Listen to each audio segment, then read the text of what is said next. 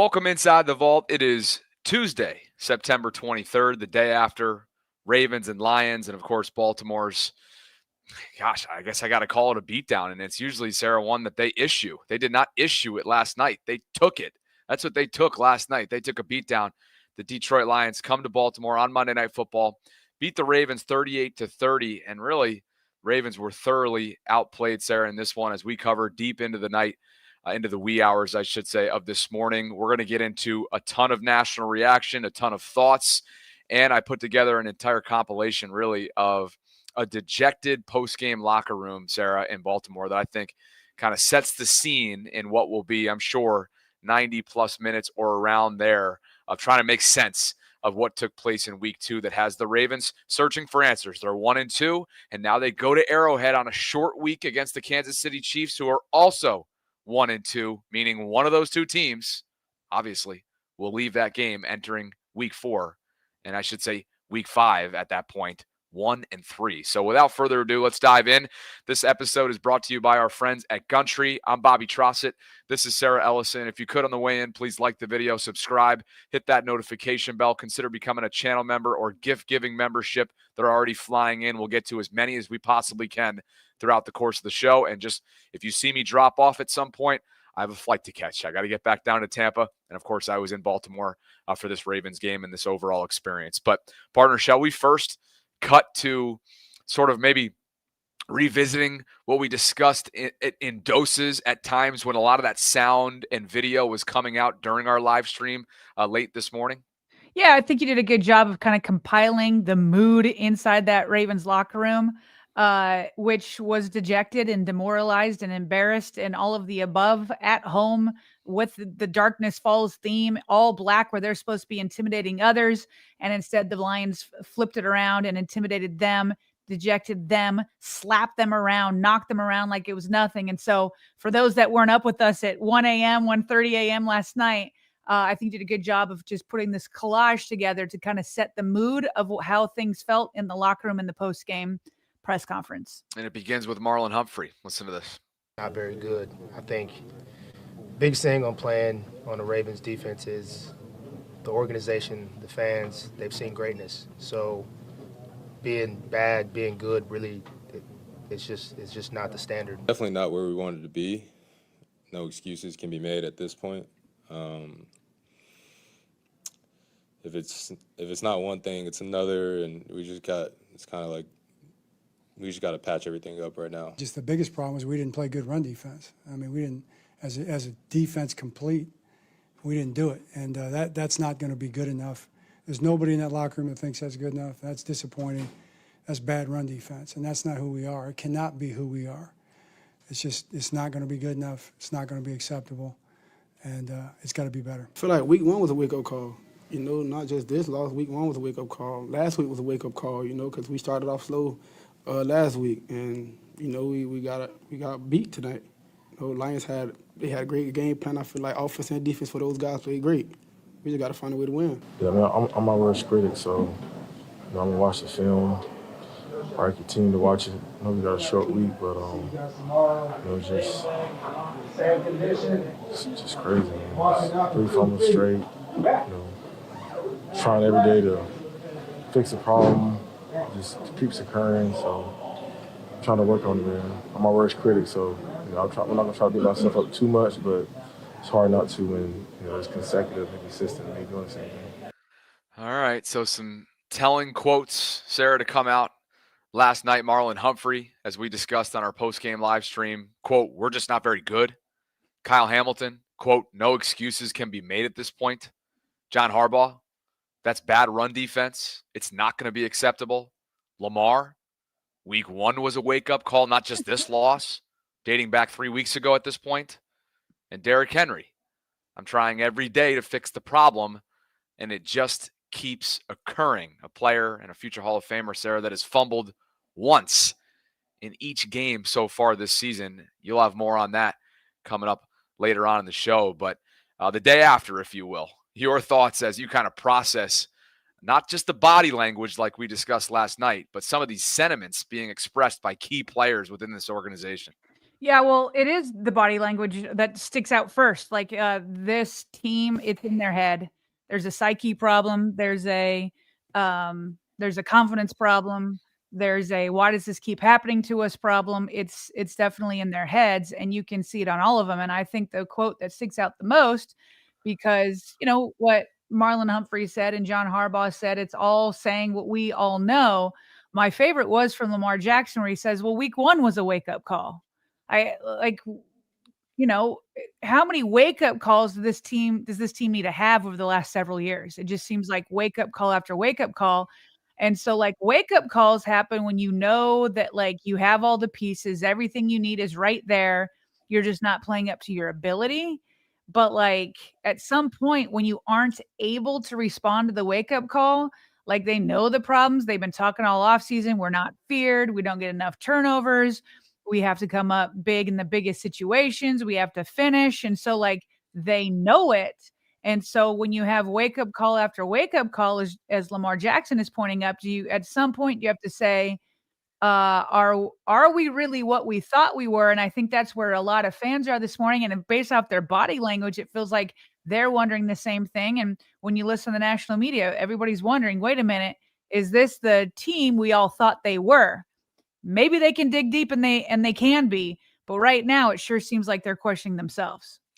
Well, former Raven Chris Canty, I don't think left any unanswered questions on his segments this morning on ESPN, both with his unsportsmanlike radio hit and radio segments, and also on top of that first take. We're going to have clips coming up throughout the show, including his radio segment in just a bit here. But I think we should probably revisit a couple key statistics and metrics, Sarah, just in case folks didn't hang out with us late last night, because there's a lot of egregious metrics and analytics and overall labels now that the Ravens can't hide from. They have to look this dead in the eye and do something about it. They've scored 104 points so far through 3 weeks, yet they're 1-2, as Warren Sharp noted. They're the only team since at least 2000 to have scored 100 plus points through 3 weeks, but have a losing record to go along with that. The other 25 teams with 100 plus points, they went 68-7 through those games.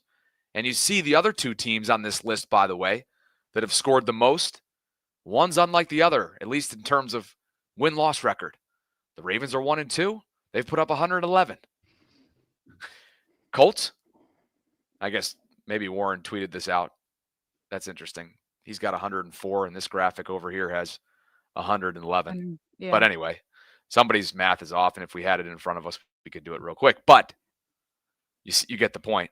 The Colts and the Lions trending in different directions right now, having scored over 100 plus points as well, and the Ravens are going in the opposite direction, at least as of right now. We shared this stat from yesterday, Sarah. Most points allowed this season so far league-wide. If there's one unlike any other on this list, and the other, it's the Ravens. You think they're the superior team of this list, but yet them in Miami, 97 points allowed. That's the most league-wide. The Titans, Bears, and Jets, 94, 93, and 93 respectively. 4 of the 5 you would think are not playoff teams in here. We think the Ravens are a playoff team. Yeah, and if we think, and I still think they are, because, you're going to get through the toughest part of your schedule for sure. Some people made predictions that the Ravens would be 2-2 after the first 4 weeks anyway. You just don't expect it to go down the way it has when you have a colossal meltdown in the fourth quarter against the Bills. You only really put up a good game on defense against a Joe Flacco-led Bengals team, and now you just get demolished and run over and slapped around by the Lions when they come to town, and they're roaring all over the place. We're talking in the vault earlier this week, oh, let's make them kittens. No, they were lions, and they made the Ravens look like they were scared. But yeah, this to me is the other than the points allowed, that you are number 1 in the league in points allowed. Okay, that means you're the 32nd worst defense. And by the way, you're also the 31st worst when it comes to just overall yards allowed. It's bad. But then when you there it is right there, 32nd total defense, 415 yards per game. That's you just like. It's like a JV high school defense. You're doing nothing. Nobody's afraid of you. You know what's coming, and you can't stop it. They say we're not even going to try to hide it. Stop me if you can. They couldn't. And so the 31st scoring defense at 32 points per game. Lamar Jackson and the offense put up 30 points. And with the Ravens defense, you can't win that game. Bobby, this one over here, this is the one that stuck out to me most last night. 30 pressures allowed on Lamar Jackson. 30. That man had 30 pressures on him, 7 of them turning into sacks. Ravens got 0 sacks, meanwhile. 30 pressures allowed on Lamar Jackson. Meanwhile, on the defensive side, according to Next Gen Stats, 20 missed tackles. You are professionals. You are paid millions. 20 missed tackles. Let those stats sink in. It's a problem more than just, Bobby, I wish we were in the world of like, oh, the Ravens have to like fix the Ravens have to fix blown coverages, or like now I'm like wanting to fix just the fourth quarter double-digit leads because it's like, okay, we can figure this out. But this is just football 101 that you have to go back to now before you can even go back to revisiting those other mistakes of, blown coverages from last year or the fourth quarter meltdowns. Like now we can't even address those. Can you get back to that? You have more fundamental problems last night against the Lions. They were thoroughly outplayed, outcoached, out-physicaled, you name it. That's what it was across the board. And everybody's got to be looking at themselves in the mirror, including the head coach after this one. We had this stat up here. This is one that I think if you take out the significance part of the AFC Championship loss, right? Because that was probably the most significant loss of Lamar's career, being that they were 1 game away from the Super Bowl a couple years ago. This might be the worst loss of the Lamar era in Baltimore because of how much it's at home. It's Monday night. Yeah, you're down key pieces, but Detroit is as well. And they come in and just leave absolutely no room for doubt. And then how about this weird trend right here?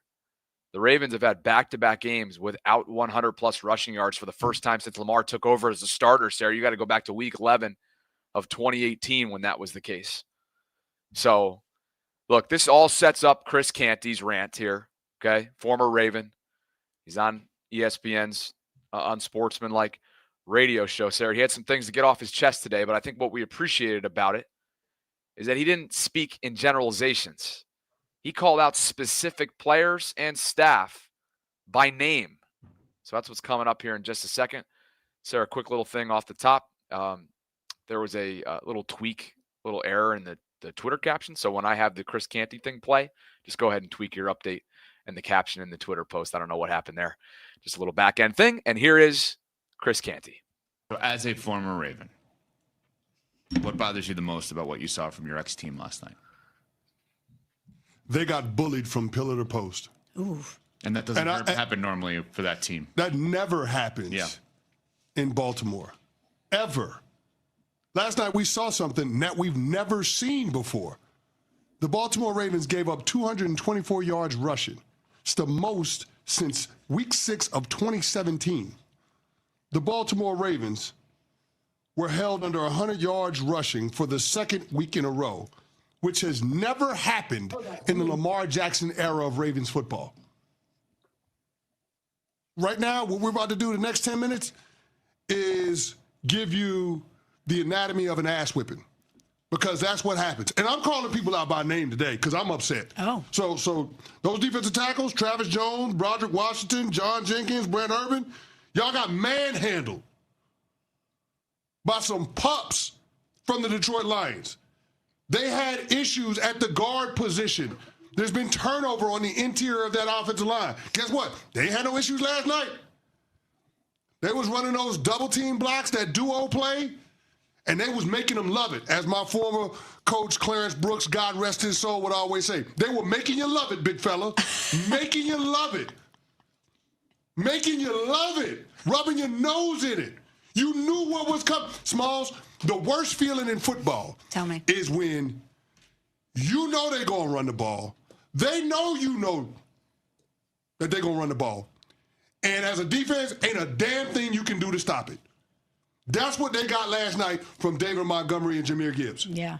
I know that everybody gets caught up in the fluff and the trick plays and the option at the goal line from Amon-Ra St. Brown to Jahmyr Gibbs. That's a cute play. The throwback to Jared Goff, and then he throws a strike downfield. That's a cute play. But what it really was is running straight at you, no fair dodging, and there was not a damn thing the Baltimore Ravens could do about it. The players didn't do anything about it. The coaching staff didn't get any answers for it, and that's an embarrassment for John Harbaugh and his bunch. Roquan Smith's supposed to be an all-pro middle linebacker. Couldn't find him last night. Couldn't see him. Malachi starts at the goal line in the second quarter, unblocked in the hole. Gets run over slow by David Montgomery. Say, bro, what's happening? Marlon Humphrey. Amon-Ra St. Brown in the third quarter, giving him a stanky leg on a double move. Let's go. Touchdown. The Detroit Lions did whatever they wanted to the Baltimore Ravens. Whatever they wanted. And it's not as if the Ravens didn't catch any breaks in this game, because I thought the Ravens did. They bookended the half with scores, and let's be honest about one thing. Lamar Jackson got away with one because Brian Branch should have got a pick on that first drive of the second half. He got away with one. Derrick Henry got away with one on the halfback pass into the end zone. Should have been picked off. It wasn't. They ended up scoring a touchdown on it. But the Ravens had an opportunity to take control of that game, and they couldn't seize it. They couldn't get the stops when they needed to. They couldn't impose their will from a physical standpoint when they needed to. When you got goal to go from the 1 yard line with 3 shots to get points and you walk away empty-handed, that is unacceptable. That is not the standard. That is not the version of Lamar Jackson that we're accustomed to seeing on primetime. The dude was sacked 7 times, a career high. Mm-hmm. Credit to the Detroit Lions. They had a great rush plan. But a lot of that is on Lamar. A lot of that is on the offense. And so as a former Raven, I'm extremely disappointed in that team because I thought that they would have more urgency about how they go about their business. And I ain't even get to Derrick Henry fumbling the ball. Oh. I ain't even get there. Go ahead. What is there to say? 3 straight games, you have a fumble. 2 of them consequential in terms of determining the outcome of your team's game. Shocking. Hold the damn ball. This is not your MO. You're not a fumbler. But now the word is out on the street, and everybody's going to be attacking that football because they know you'll give it up. It's not the Baltimore Ravens. That's not the franchise that I know. That's not the team that I know. The Detroit Lions came into their house and beat the Ravens at their own game on Monday Night Football for the world to see. If that ain't enough to get them fired up at the castle and get them going, I don't know what will. What I tell you, epic or what? I mean, Yeah, what wasn't covered in that? Yeah, that was the first time I heard that from Canty. I've got some Canty stuff myself from First Take. It's funny. He was all over the place and he was ranting all over the place. And nobody in that clip was safe from the wrath of Chris Canty. He didn't mind calling out every single player, coach, whoever it was that didn't play up to the standards. Nobody was safe. Roquan Smith wasn't safe. Marlon Humphrey wasn't safe. He started talking about the defensive line off the top. Brent Urban, he knows the names. Brent Urban, John Jenkins. He talked about Lamar Jackson. He talked about everybody. There was nobody safe because nobody, you can't point to, I mean, there's nobody there that you can say, hey, you did it right 100% of the time. I think the closest person was Lamar Jackson. Thought that he carried the offense in the first half and it just started to go downhill after that first drive in the second half. But even he's not safe. Nobody was safe because it was, in his words, an embarrassment. And as somebody that played for the Ravens and is in there and knows the standard and was made to play up to the standard, or else he would have had to walk. He's holding everybody else to the same accountability and the same standard. And I didn't hear a one lie told. There was not one lie. There was not anything that was exaggerated. Like, he just called out every single person and told it how it is. Did he ever? Here's some PFF grades to go along with all that, tallied up by Cole Jackson, which is what he tends to do on Mondays, and today's a Tuesday, obviously, but you know what I mean. So the 5 worst defensive players according to Pro Football Focus, and a lot of these guys were just mentioned again by name there from Chris Canty's segment. Travis Jones, Sarah, was a 26 flat overall grade by PFF. He was mentioned specifically. Roquan Smith was mentioned specifically, 27.9. Kyle Hamilton wasn't mentioned, but he said enough, Sarah, in his post-game press conference, right? He held himself more than accountable, especially when it comes to tackling. And we already know the number of missed tackles in one game that we've already covered. I won't say it again because your ear holes are probably burning out there. Broderick Washington was named specifically by Chris Canty. He finished with a 30 overall grade from PFF. This is, I mean, these are porous grades, Sarah. Marlon Humphrey finishes at 30.1.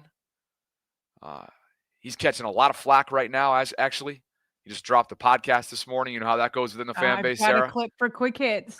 you know how that goes. There's people that are, you know, their reactions essentially, hey, can you read the room, please, and not drop that the morning after a loss where you were utterly embarrassed.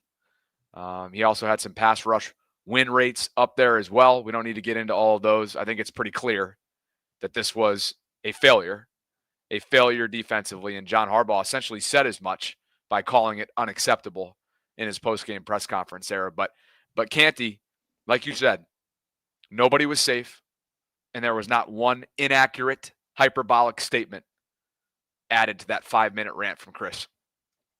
So, Bobby, because he did a really good job of overviewing, which we did last night also, I thought what would be fun, unless you have anything else before we get to this, I thought it'd be fun to take some elements of the game last night that was, to be frank, horrific, and whether we think it's fixable or not fixable with the people there in the facility.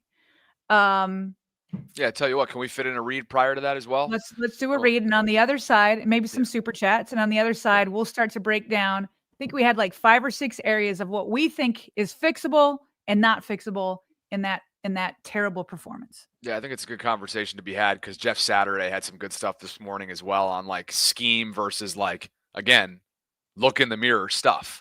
Like you can't look in the mirror and fix scheme, essentially. We'll get to more on that in just a bit. Guys, you know the drill by now. What are we, 3 or 4 weeks in now with Country, state-of-the-art training and recreational facility located in Owings Mills, Maryland. So thrilled to be partnering up with them this season. And if you aren't familiar, oh man, familiarize yourself. 86,000 square feet, 46 different lanes.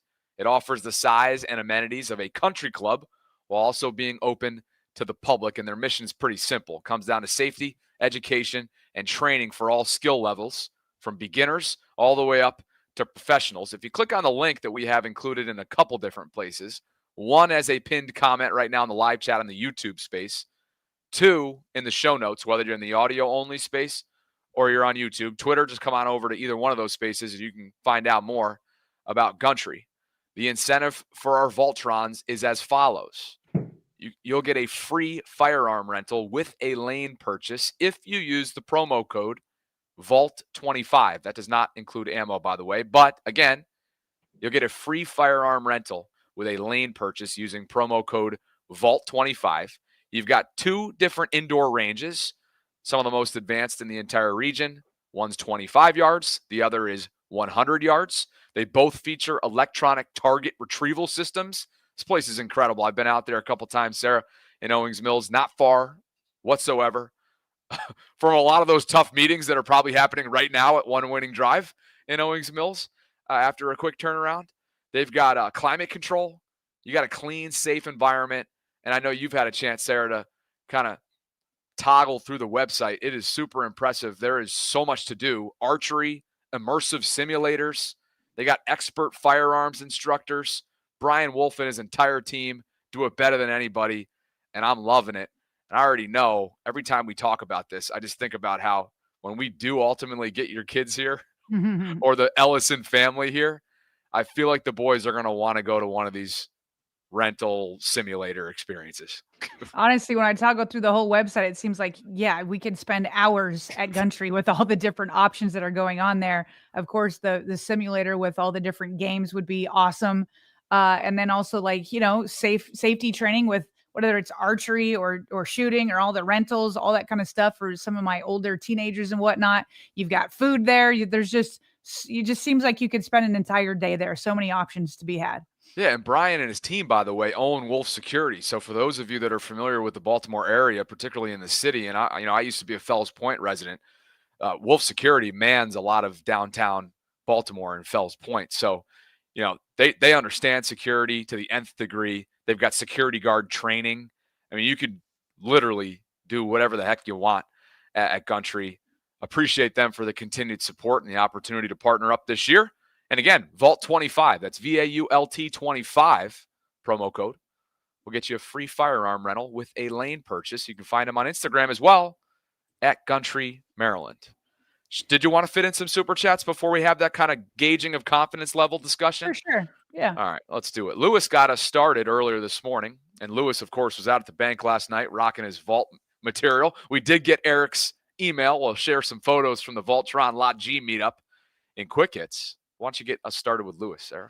He says, no matter the outcome last night, VAULTRON Nation was lit. Sorry, only Eric got to see you, Bobby, but we watched from the fence. A lot of love around. And I hope you got to see the video of Ma Meatloaf. I actually did see that video. He sent it to us on Twitter. He actually had meatloaf and ate it and yelled, Ma the meatloaf. This guy, man. Lewis, you are hysterical. Thank you so much for coming over to the tailgate. Unfortunately, they've got some security logistics in place that the next time I go there, I'm going to have to figure that out pregame because a lot of people, even DeKid Gowie, came over and was waving to me from the fence we wanted to come in, and they just have it so, locked down, which, it's not their fault. Obviously, I should have just communicated with the Be More Around Town staff about that. But I was able to catch up with Jimmy Smith, and it was a great time. And I'm sorry that I wasn't able to get to all the VAULTRONs inside those security fences. It was awesome to chat with Eric. Nick Marty gets us going again here with the first $20 super chat of the day. And he says, since we put an amount on a super chat from last night, let me be clear because I think you're misunderstanding this, Nick. For post-game shows moving forward, Sarah and I will display all super chats. I think this is the way I'm interpreting this from Nick's super chat here. Moving forward for timing purposes on post-game shows, when we're just getting inundated with super chats, we will display all. We will only read 10 and above. We hope you understand.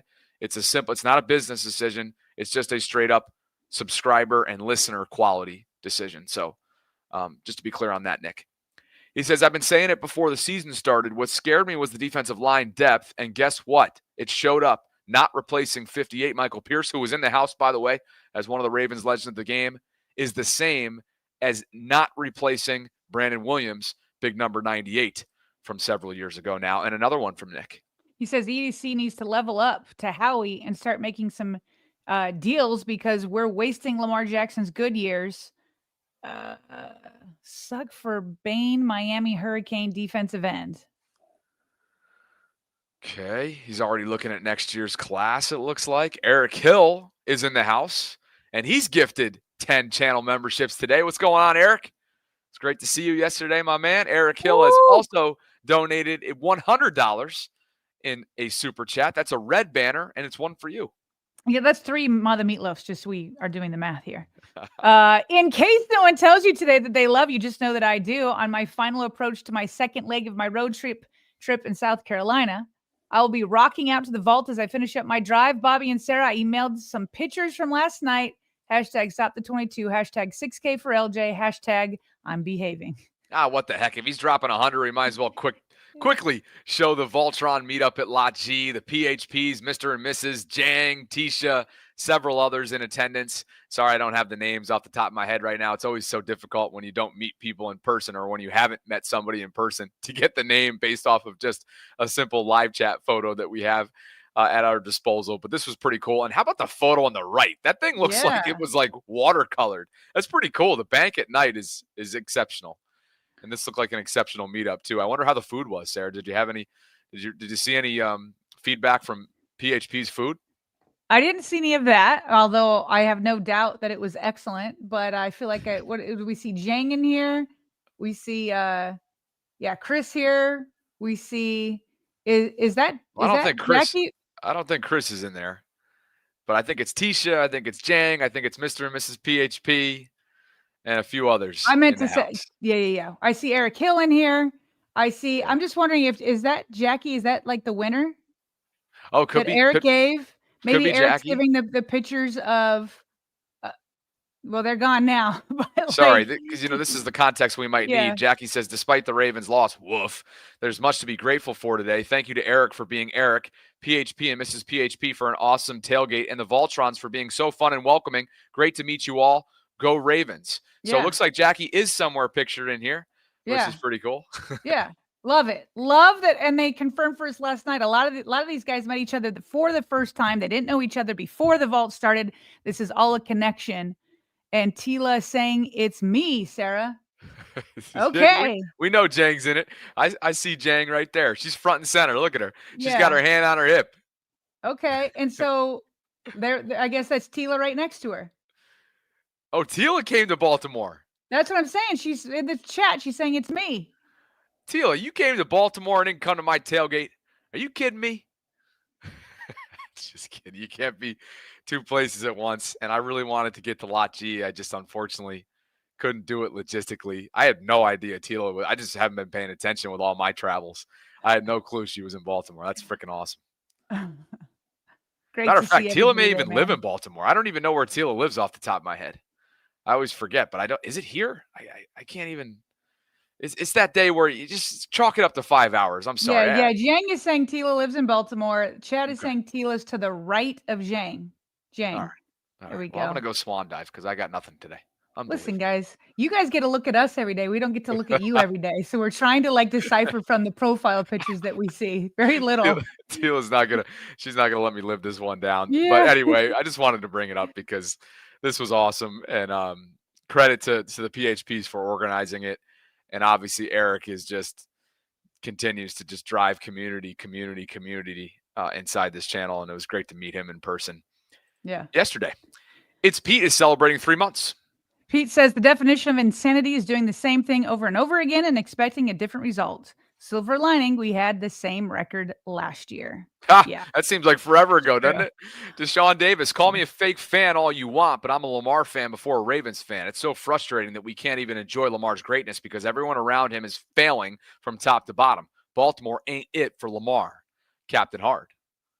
Zach Orr has to be demoted or give more play calling to Chuck.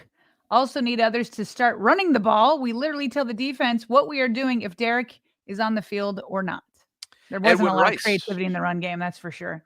Not a ton. Edwin Rice, particularly in the red zone. Oof, man, going into half, that was so brutal.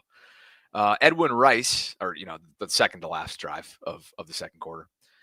Edwin Rice says, was there last night almost front row? Was there last night almost front row? For me, it's not that we lost. It was how we lost. We got pushed around, bullied in our own house, and I saw quit in their eyes. Tough to watch last night. Dre Dog says, sadly, my prediction came true. No Namdi, no win. This defense is too expensive to play this poorly. Something has to change. This is not a Super Bowl team. Thanks for the super chat, Dre. Danny G says, tough loss. Shout out to PHP, Cherokee, L, Chef, Eric, and the rest. Hope you enjoyed your cough drops. Love Raven Nation. Love the Vaultrons and my halls right here. Thanks to Eric Hill and company for the halls. Tinsay.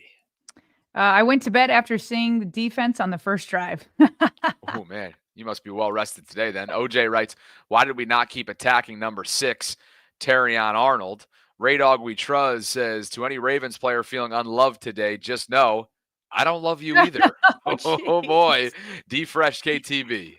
Says defense yet again wasting away Lamar's prime years. That poop is sad.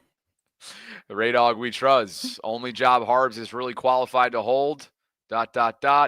Maybe. And if you see his profile photo, Coach Harbaugh is at a Wawa? Is it a Wawa? I can't tell, but Raydog's going for next Like today. a Wawa. Capybara. There's another universe where Mike McDonald took over for Harbaugh. Zach Orr remained a phenomenal middle linebacker coach, and Weaver became our defensive coordinator, perfectly implementing Mike's system. It hurts to love this team. Instead, 2 of the 3 are elsewhere. McDonald in Seattle, Weaver down in Miami. Probably wishing he was in Baltimore. OJ says, someone get that boy Roquan a map. Dev James 25. Play like a Raven ended when this team allowed Travis Swift and the Chiefs to punk them at home in 2023. We're weak physically and mentally, and that starts with Harbaugh. You think he'd take her last name, huh, Dev? Wouldn't that be something? Captain Hard writes, the funny part is our offense scores too quickly. We need to start winning the time of possession game to keep our defense off the field. They lost the turnover battle. They lost the time of possession battle. They lost in a lot of ways last night. That brings us to Kobe Pruitt. It's $49.99, a 50 burger, magenta for you. Where are all your meatloafs here, bro? I don't know. Like skipped like 4 so far. What do you want from me? I want 4 meatloafs. Right now? Yeah. Read it for me first, will you? All right. Drink your water. 4 meatloafs. Harbaugh there's no quit. We're not going to act like the Ravens defense and quit around here. We're doing our meatloafs. Here we go. Harbs is a vibes coach, Kobe says. He isn't an offense or defensive genius that calls plays. So what happens when the vibes are bad? It looks like his message has gotten stale. Anyone think firing or makes a difference? Need my meatloaf from yesterday. So that's 5. He wants 5. The amount of people that came up to me yesterday at the bank and were like, what is the significance of the meatloaf? And I told them, I don't know, but it's taken on a life of its own. And this is at that point where I say, Farrah, if you can hear me, don't worry. The donations are flying in. So Ma, the meatloafs are flying in as a result. Ma, the meatloaf, Ma, the meatloaf, Ma, the meatloaf, Ma, the local meatloaf, and Ma, the local meatloaf. There we go. Oh, Asmodeus writes, the key to winning in the trenches. The key to winning is the trenches, both sides. When did we become the overhyped team chasing the shiny toy instead of building a championship team? Strong words there from Richard. Oceans. Ocean says, scale to 1 to 10 is or the problem. For me, it's a 9. Wow. It says Oceans. Okay, we're gonna have this conversation in just a bit. We're getting all Yeah. Capybara writes, if you're a real fan, please don't bully players or coaches online. Criticism is fair and warranted, but this is our team. They know this is effed. We have to find a way to support them while still holding them accountable. Park Heights, that's a nice message. Park Heights profit for you. That was well written, I feel like. PHP says, so great to see everyone yesterday. Otherwise, it's Tuesday, and I'm still embarrassed. I have never seen that at the bank. Never, ever. If they come out flat against KC, then go ahead and pack it in. My team is cheeks. It ain't fun. My team is cheeks. PHP, yeah, I think a lot of that echoing, right? The words of Chris Canty this morning. Yeah. Never having happened to that degree. Richard says the Chiefs lost the Super Bowl both times because of the trenches. The blueprint has always been there. What the F are we doing? Next gen retro. Hill needs to be a healthy scratch. Mitchell gets his reps. Teds needs more time over Wallace.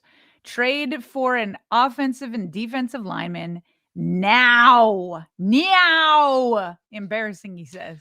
Justice has had a very slow start to the season, both from a blitz picking up standpoint and also attacking rushing the football and screen game, all that. It's been very much a non-element.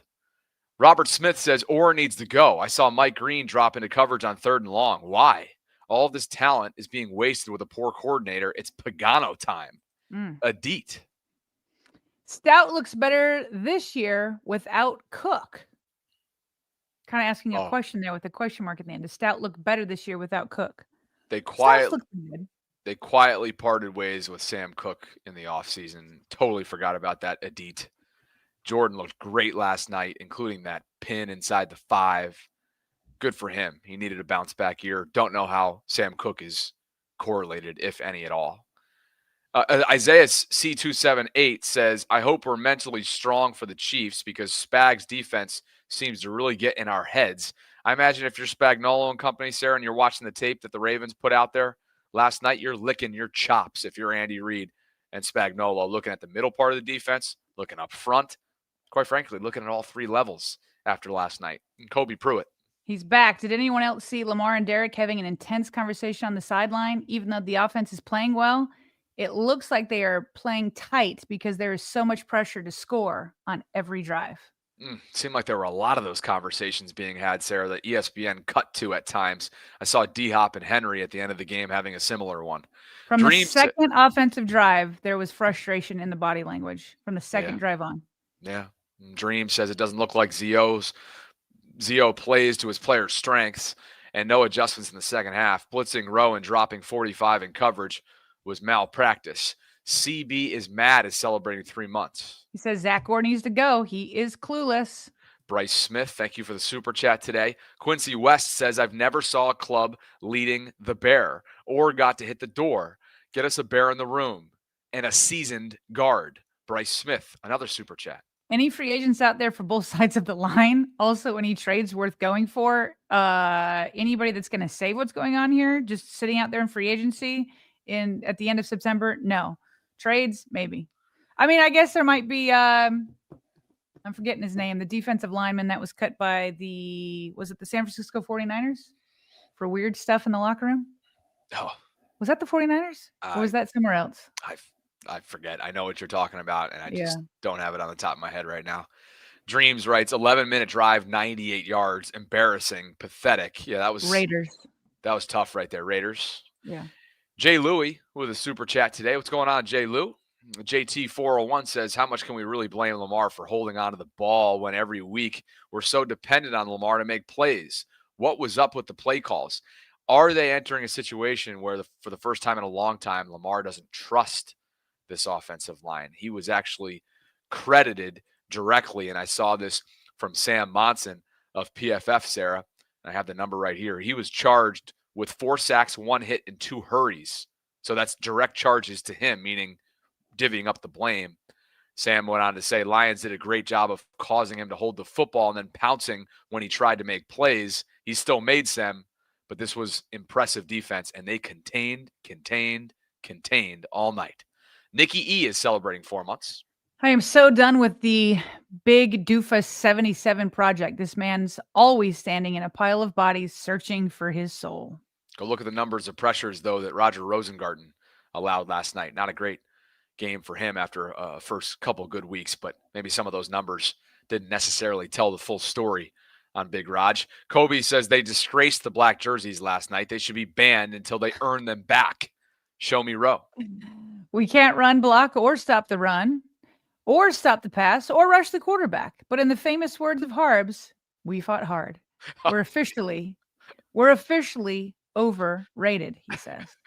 Tensions running high today. We'll get back to super chats, back to gifts, and back to everything else in just a bit. Thank you guys for being here today. Lots of reaction, a lot of emotions. We're working our way through all of that and more. We thank you for being here. Over 3,000 in just a second here. Concurrence watching at the moment. Please like the video, subscribe, consider becoming a channel member or gift-giving membership. And again, we'll get back to more super chats in just a bit. Sarah, you wanted to have the conversation about gauging confidence levels. What's fixable and what isn't fixable so far through 3 weeks? Right. And so there's, I think, about 5 different categories I'll list off up top, and we'll go through each to talk about our confidence level that they can fix it with the current people inside the building. Okay. We'll start with Derrick Henry's fumbling. We'll talk about Lamar's internal clock, because if there's anything you can really criticize Lamar for, it was that yesterday. How about the pass rush with 0 pressures on Jared Goff? Then we'll get into the run defense. What's our confidence level there? And then we'll get into coaching. Zach Orr, followed by John Harbaugh. So again, don't need to belabor each and every single point, but I thought it was. To be clear on one thing. Mm-hmm. You meant 0 sacks, not pressures on Goff, right? 0 sacks on Goff.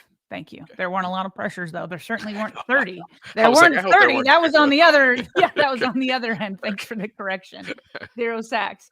So let's start with Derrick Henry's fumbling. What I'm going to do is I'm going to play this clip where Chris Canty and Stephen A. Smith got into it. Tensions exploded over whether or not the Ravens can continue to trust Derrick Henry. And it is not playing. And of course, that's just the way things are happening. That's just the way it is. I don't want to see Derrick Henry rushing 12 times for 50 yards. 12 times for 50 yards? Derrick Henry? Steven, what is going on?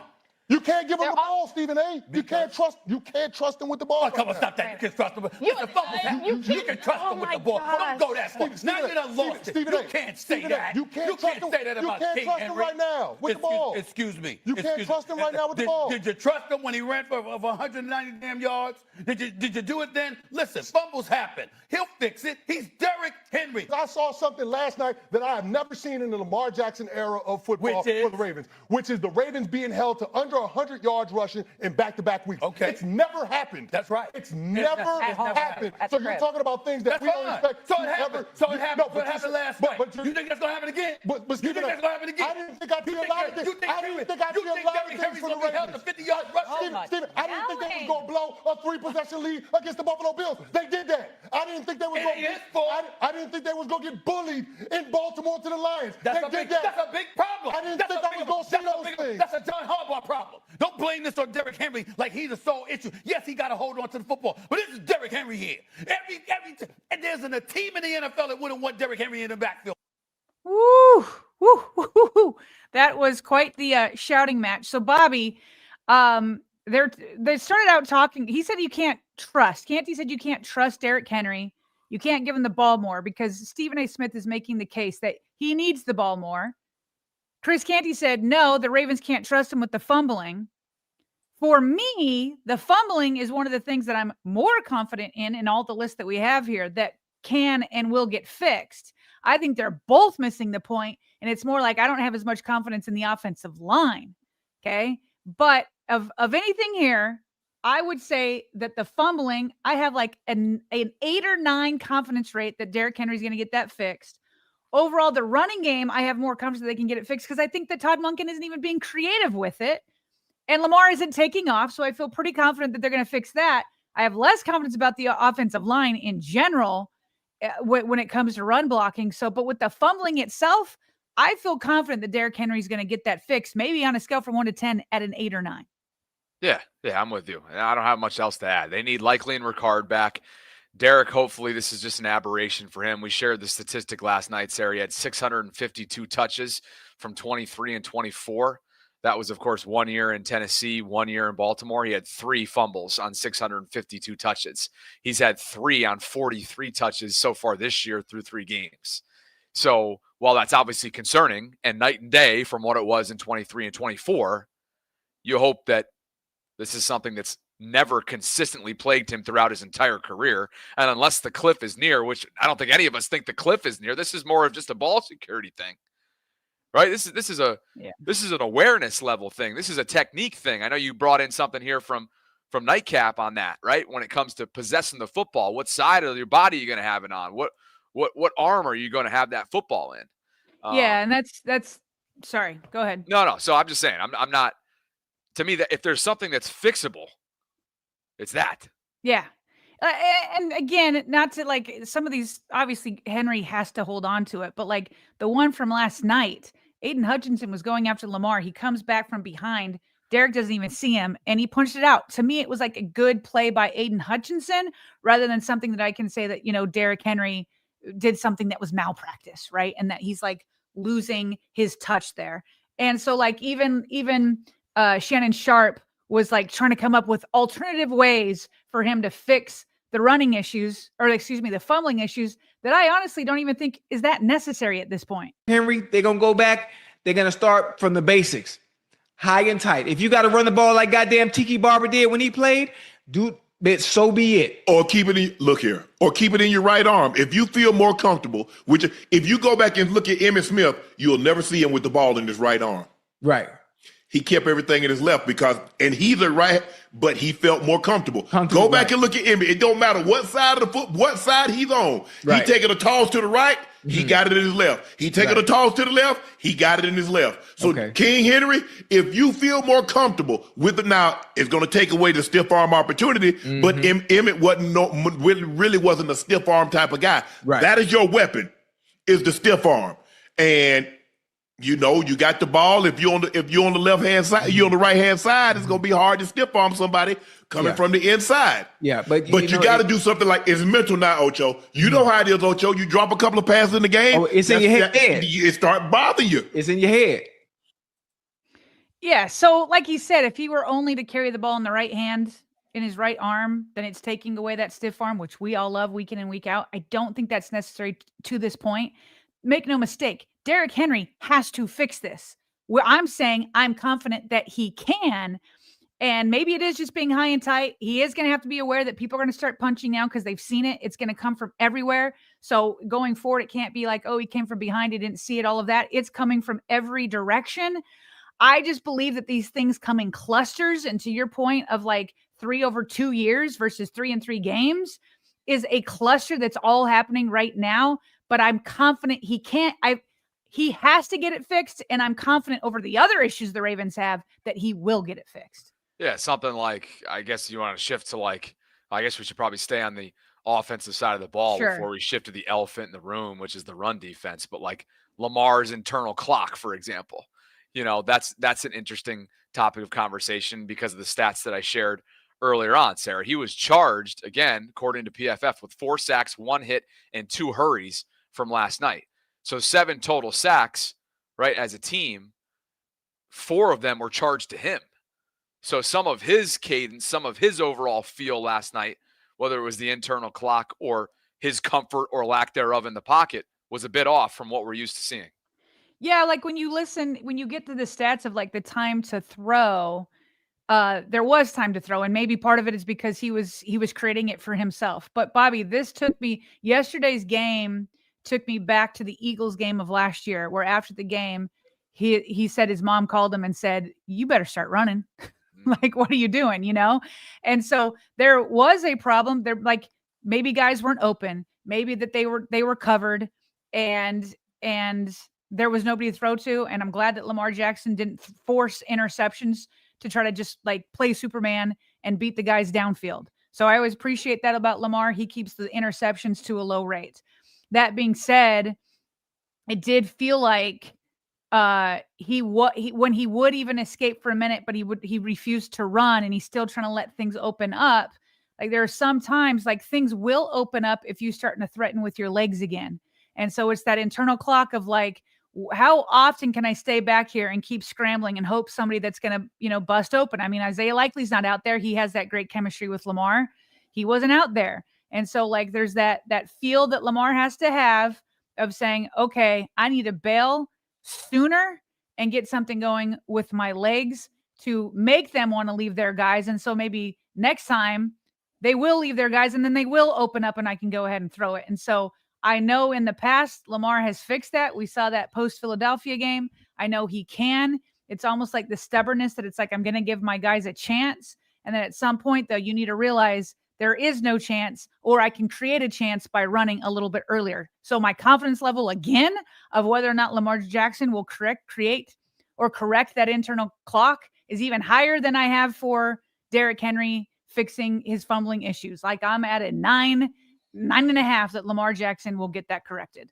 Yeah, AKA 2 for 2 in terms of fixable to start off this conversation. As we shift towards the defensive side of the football, I think something that Jeff Saturday hit on this morning, Sarah, on ESPN is a good way of setting up the topic. Of course, Jeff, a former Colt, a former NFL center, had a little bit of head coaching experience, cup of coffee with the Colts within the last couple of years. But listen to the way that he handles, again, kind of who the Ravens are in a lot of ways, identity-wise, in the early part of this season and how that has to change, but how it can or can't change. You talk about, when I look at their defense and I'm looking at their front seven right now, that's the part that concerns me the most, is that when you can't stop somebody running between the tackles and you can't create pass rush with 4-man rush, you got problems, because now you have to call defenses that are, quote, run stuffing type defense, or you got to call blitzes to get home or get pressure. That puts your back end in trouble. And then when you do make or get past the line of scrimmage, average plays become big plays or explosive plays. So when you talk about the Ravens, it was always about physicality. And the Detroit Lions last night were by far the most physical team on both sides of the line of scrimmage. That is the most concerning part, because that's not fixable by scheme. That's fixable by getting back to the grind of how do we become what we once were. That's a stretch. Not fixable by scheme. More like, and again, paraphrasing, go look yourself in the mirror and figure it out. And that's a difficult pill to swallow, Sarah, because it's not exactly easy to get down to the bottom of that. Now, he mentioned the runs between the tackles, something we talked about at length in the days leading up to this game with the two-headed monster that is Jahmyr Gibbs and David Montgomery. The Ravens allowed 156 yards on runs between the tackles, Sarah. That's the second most by any defense this season. Our friend Warren Sharp shared this. Yards per game allowed so far, 415. 415 yards per game the Ravens defense is allowing. The Giants and the Cowboys on this list as well at 405 and 398 respectively. It's a long way of bringing us into the defensive side of the ball and whether or not we think the run defense for starters is fixable.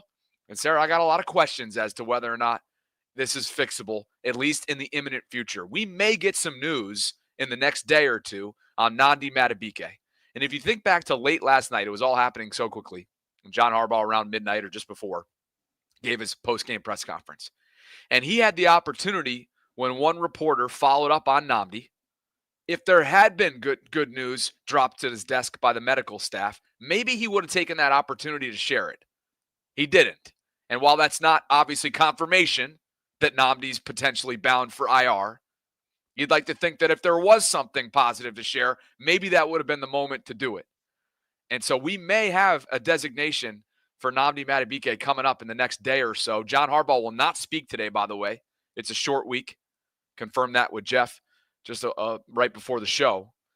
So if we do hear of Nnamdi, Sarah, I guess it'll just be like a transaction sheet, right? Or something coming up later today for his designation, if that ends up being the case. Which they do need to figure out what to do with some of the practice squad guys that they've now used 3 times to come up to the 53-man roster. You are only allowed 3 times to do that. And so if you don't want to lose guys like that, like Zaire Mitchell, then, if Nnamdi Madubuike is bound for IR, you'd think that would need to happen today, or else they could lose some of the guys that they've been pulling up from the practice squad. So 4 Eastern today. 4 Eastern today. That is 4 correct. Eastern today. If they don't make a decision on Zaire, to your point, because of those activations that have been used 3 straight weeks, they could lose them to waivers. Correct. And so, okay, so now let's get to our confidence level of, let's start with the rush defense, because he talks about both the rush defense and the pass rush defense. Okay, the rush defense with the pieces that are in-house. Jeff Saturday talks about the front 7. There's no dogs in there. Nobody played like a dog last night. Nobody. There's nobody with a fire. There was nobody with pride. There was nobody that was ticked off. There was nobody. And so even if Nnamdi Madubuike and Kyle Van Noy were to return, then I would think that the Ravens could maybe be average again. But there's no Aiden Hutchinson coming in. There's no Myles Garrett coming in. There was no Ed Oliver game breaker in week 1. These guys have not been doing that. They've been sound veterans who don't get embarrassed. So I think they could stop the embarrassment. But are they going to make them this sudden amazing playoff team just by their returns? To me, the answer is no. And so my confidence level, and then on top of it, Nnamdi Madubuike may not be coming back. If Nnamdi goes to IR, my confidence level is extremely low. Like I'm talking like 3 of like this run defense out of 10 of this defense being able to stop the run without Nnamdi Madubuike. And I think my guess is Eric DeCosta has the same confidence level, because I am guessing he is going out there to try to find somebody. You cannot move forward with this. By the way, Bobby, here's an underreported part that nobody talked about yesterday. Jeff Zrebiec, when he put up the snap count this morning, and Travis Jones was only at 51%, and you're at 51% when Nnamdi Madubuike wasn't out there, somebody asked him, what's going on with Travis Jones? Because this is, again, coaching malpractice if he's only out there 51% of the time unless he was injured. And then Jeff says, yeah, I think he was injured.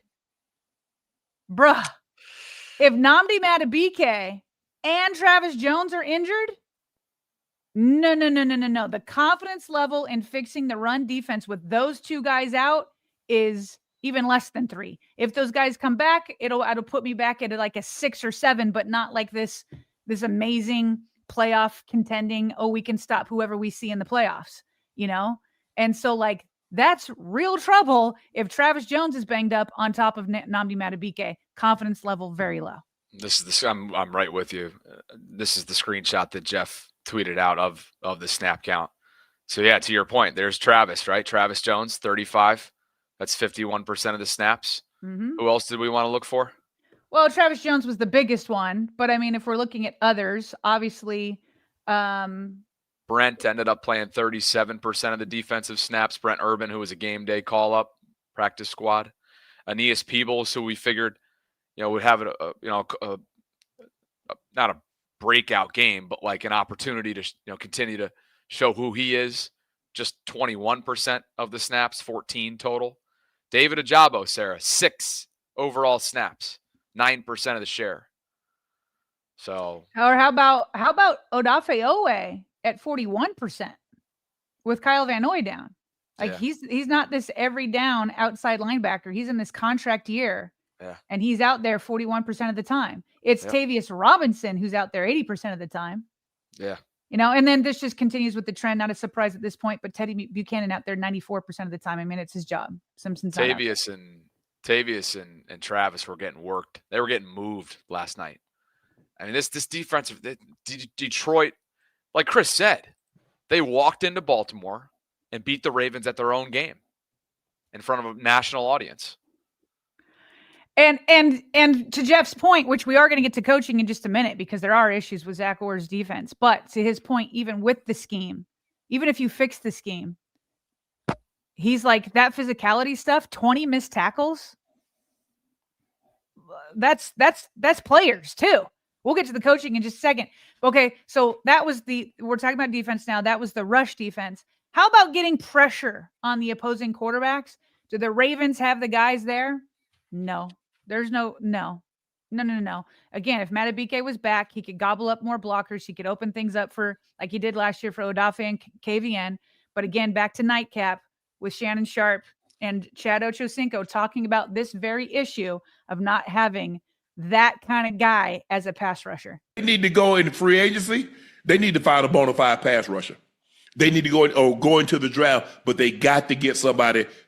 When the Ravens were at their best, they had Terrell Suggs. They had a guy that can put his hand in the dirt and go get your quarterback. Defensive player of the year. They had a Ray Lewis. That was a defensive player of the year. You had an Ed Reed. That was a defensive player of the year. Whoa. Listen, those type of players aren't coming around no time soon. But I'm saying Ray you're going to have to go. No Ed Reeds, but But if you go back and look at us, what we had, Ocho, in 2000, we had a Peter Boulware. We had a Michael McQuarrie. We had a Rob Burnett. You got to have guys that can go hunt the quarterback, Ocho. You got to hunt the opposing quarterback. It's an absolute must. There's nobody in the front seven that scares anybody. Roquan would be the closest thing to it, but he's not even playing up outside of the Browns game. Like who? Odafe Owe, Tavius Robinson, Mike Green, and you give Mike Green time. He's a rookie. Travis Jones was hurt. Peebles wasn't out there too much. Broderick Washington, John Jenkins, Brent Urban. Who of these guys are you like, that's the guy? It has to be Roquan, but he's not up in the trenches. Who's in the trenches that you're like, yeah, that's our guy? Yeah, no one last night, and no one that's risen to the occasion through 3 weeks that you can easily point to as like, okay, it could be him. No, I mean, I guess you have some coulds, but you don't have any shoulds and is. That's the sad part. And so if there is something of these in-game conversations that I know some folks in the live chat and super chat donors have commented on, Sarah, so far today, about sort of like these frustrations that seem to be slightly boiling over, or in-game conversations between whether it's Derek and Lamar or Derek and D-Hop or Harbaugh and any of these guys. Maybe it is the case that they understand there is a certain razor-thin margin for error for this offense that needs to put up seemingly 30, 35 plus points per game in order to keep this team in it. And that, as we know, as we've seen throughout the Lamar era, is only sustainable for so long. Well, and that's partially why I think Kobe put this in the super chat. Like, what you're saying is like, yeah, the offense has a razor thin margin for error. They know they need to score on each drive practically, especially when you're up against the Lions of the world. And Kobe was like, you can feel that they feel that pressure, that it's like Lamar's upset after the second drive that he didn't score. Is that because he doesn't have any confidence in his defense? And we're like, shoot, we're already behind the ball. You know what I mean? Like, is that all playing into it? So Bobby, now we move into coaching. We'll start with Zach Orr. I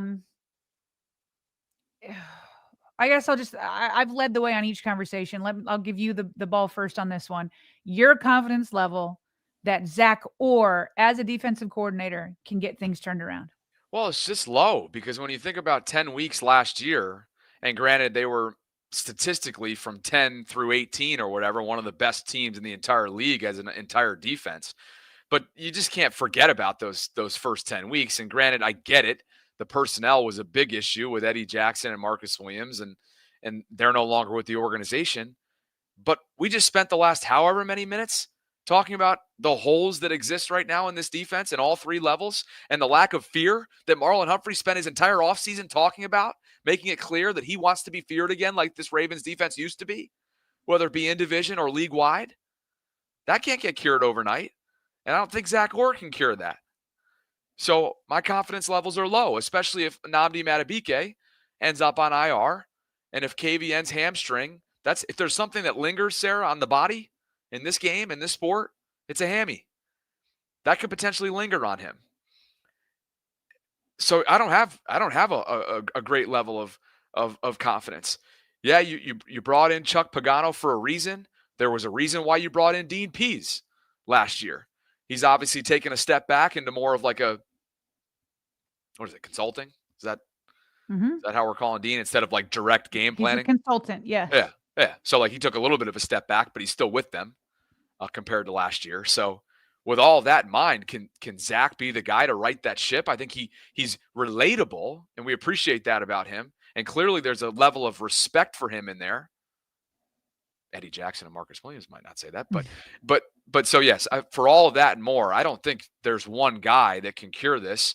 And knowing that Zach's resume from year one exists through those first 10 weeks last year, and knowing they had to bring in Dean Pease, confidence levels are low. That's what I was going to say. I kind of want to separate out because the first thing you pointed to was the issues of like, obviously there's like some quit out there. There's 20 missed tackles. You're missing Nnamdi. You're missing KVN, all that kind of stuff.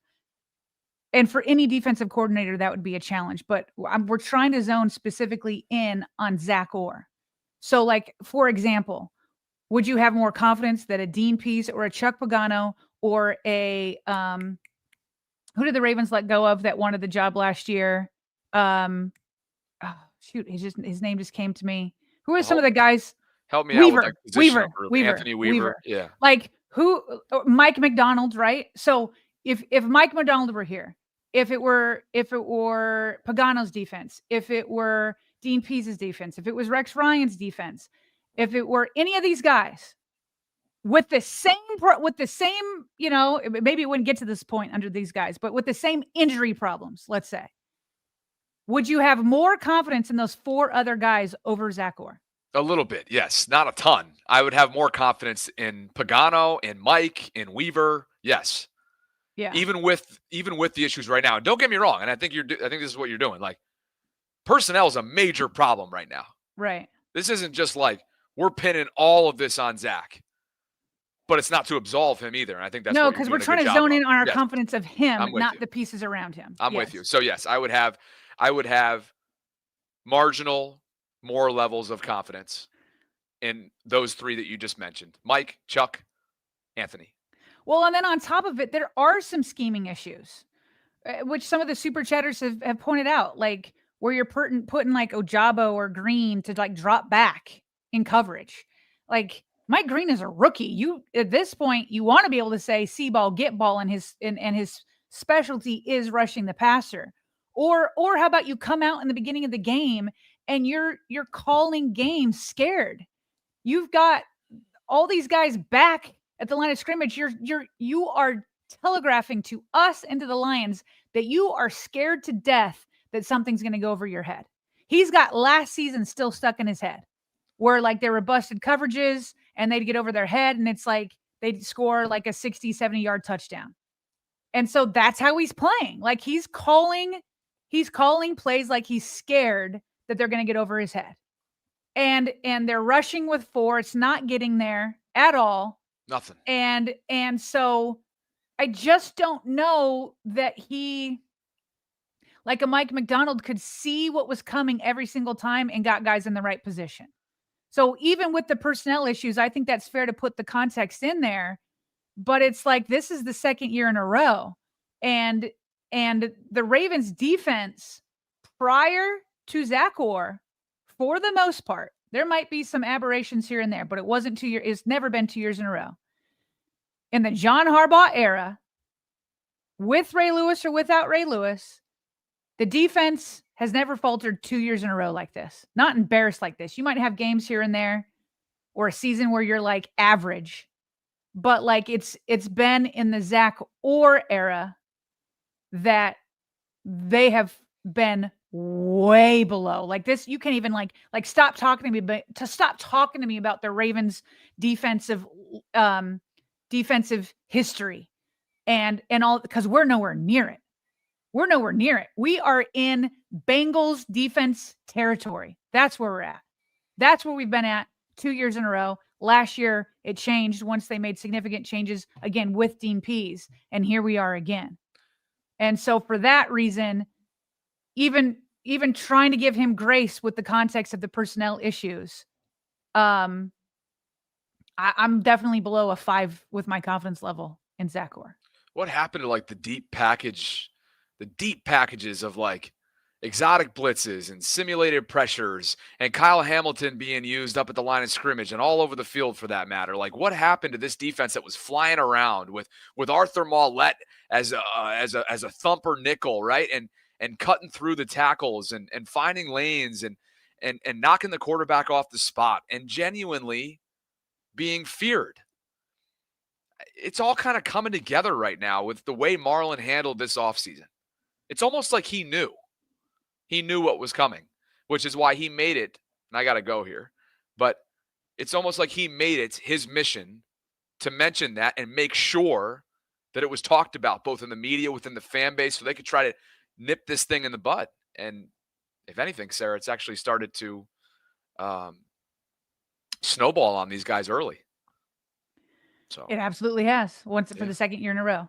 Yeah. So we have a 5th category that we want to address, which is John Harbaugh. Save that one for last. I've got a big clip from First Take where they argued about this, and I'm going to give my take. You have to go because you have a plane to catch. Anything you want to say before you run? No, I think we're good. Good stuff on this next topic. Obviously, it's going to be, if there's one thing we probably haven't talked about enough, right? To your point there, it's the Harbaugh. So I think that's the way that this all ends. I'm sure you'll catch up on some super chats here before you transition. Which one did we leave off on before you go? Yeah, we left off with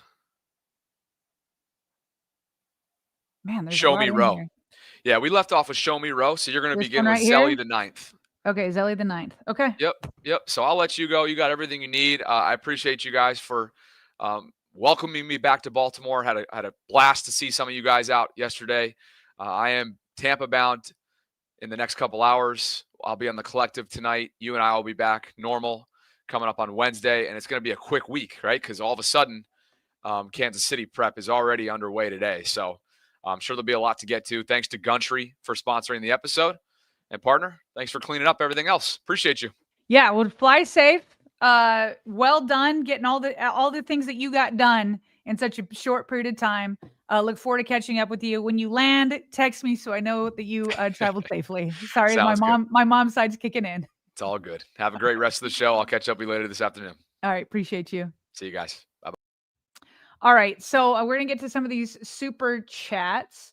Okay, Zelly the 9th here. He's looking for answers out on the street. He says, Jones and Karlaftis next week, guys. How we feeling? Not feeling good. Zelly the 9th, not feeling good at all with the Ravens going to Kansas City for many reasons, including because of Karlaftis and Chris Jones. Dwayne 224 says, time to start looking at EDC. His comp pick formula is not working and his drafting is overrated. He constructed this team. Philly gave a blueprint. He needs some game records, that's for sure. There's no game records on defense. Danny G 2-3 says not having Ricard is killing us. That is the truth, especially at the goal line in short distance situations. DJ Burke says, I wish the Ravens would put more energy into preparing for the opponent and less on making sure their mouth guards match the opposing team colors. Yeah, that is kind of funny. I was looking at Lamar's mouth guard, and it was that baby blue, that line's baby blue. Kodak 8x10 says, I'm keeping it 100. This is all on EDC. I don't think EDC can be let off the hook, but I don't know that it's all on him. There's definitely some other issues here. Casey Jenkins, ball security starts in practice. High and tight and two hands on the ball. In traffic is football 101. He might go hunt, but two hands takes away his stiff arm. That's true. Maybe you get, I don't know. Like I said, I think that these come in clusters. I don't know that he should change too much other than obviously hold on to it tighter. But I mean, big overall changes where like you're not stiff arming anymore or you're only keeping it in one arm like Shannon Sharp suggested. I feel like that might, I don't think that those things are needed just yet. Tom Votto says, think we all overlooked the impact of Michael Pierce. Tom, I didn't. In fact, people like yelled at me when I brought up Michael Pierce. I said that was something to watch in the run game. I mean, that's a big, big dog in the middle. But when you bring up like concerns, unless it's like slapping you in the face, concerns, then people are like, oh, you don't believe. But I definitely said that before the season started. He says, we overlooked the impact of Michael Pierce had on this defense. Pierce was a dog, played with fire and clogged up 2 rush lanes. That is true. Pablo Colladas becomes our newest VAULTRON member. Appreciate you, Pablo. Glad you could support the channel. Bryce Smith. John is good at saving face mid-season by changing coordinators/coaches. Something has to change on defense. We don't have a game wrecker to move the needle. No, we do not, Bryce. Captain Hard says Kyle has to get back closer to their line of scrimmage. We're literally taking away his superpower. Yeah, I think Bobby just mentioned that before he left. Like, and I said this yesterday, where's Kyle Hamilton making big plays? Or Roquan Smith or Marlon Humphrey? It's just not happening. So far, I don't even know. I don't even really see him up there with the opportunity. Wes Hall says, the problem I see is that Orr calls vanilla defense like he's got dogs up front. Yes, he does. But he doesn't have dogs, Wes says.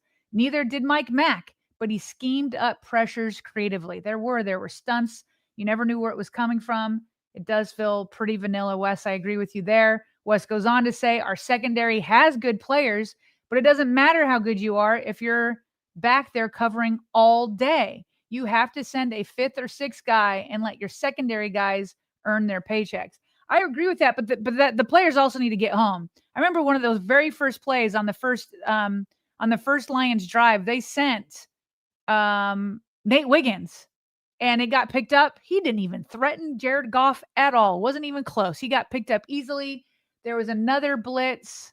I can't remember who the other corner was. That one got picked up easily. There was one that came from Roquan. That got picked up. I mean, it was just like when they did blitz, Jared Goff picked it apart and they got big gains. So maybe that's why he backed off. So that's not, I mean, it's just no one finger can be shown here.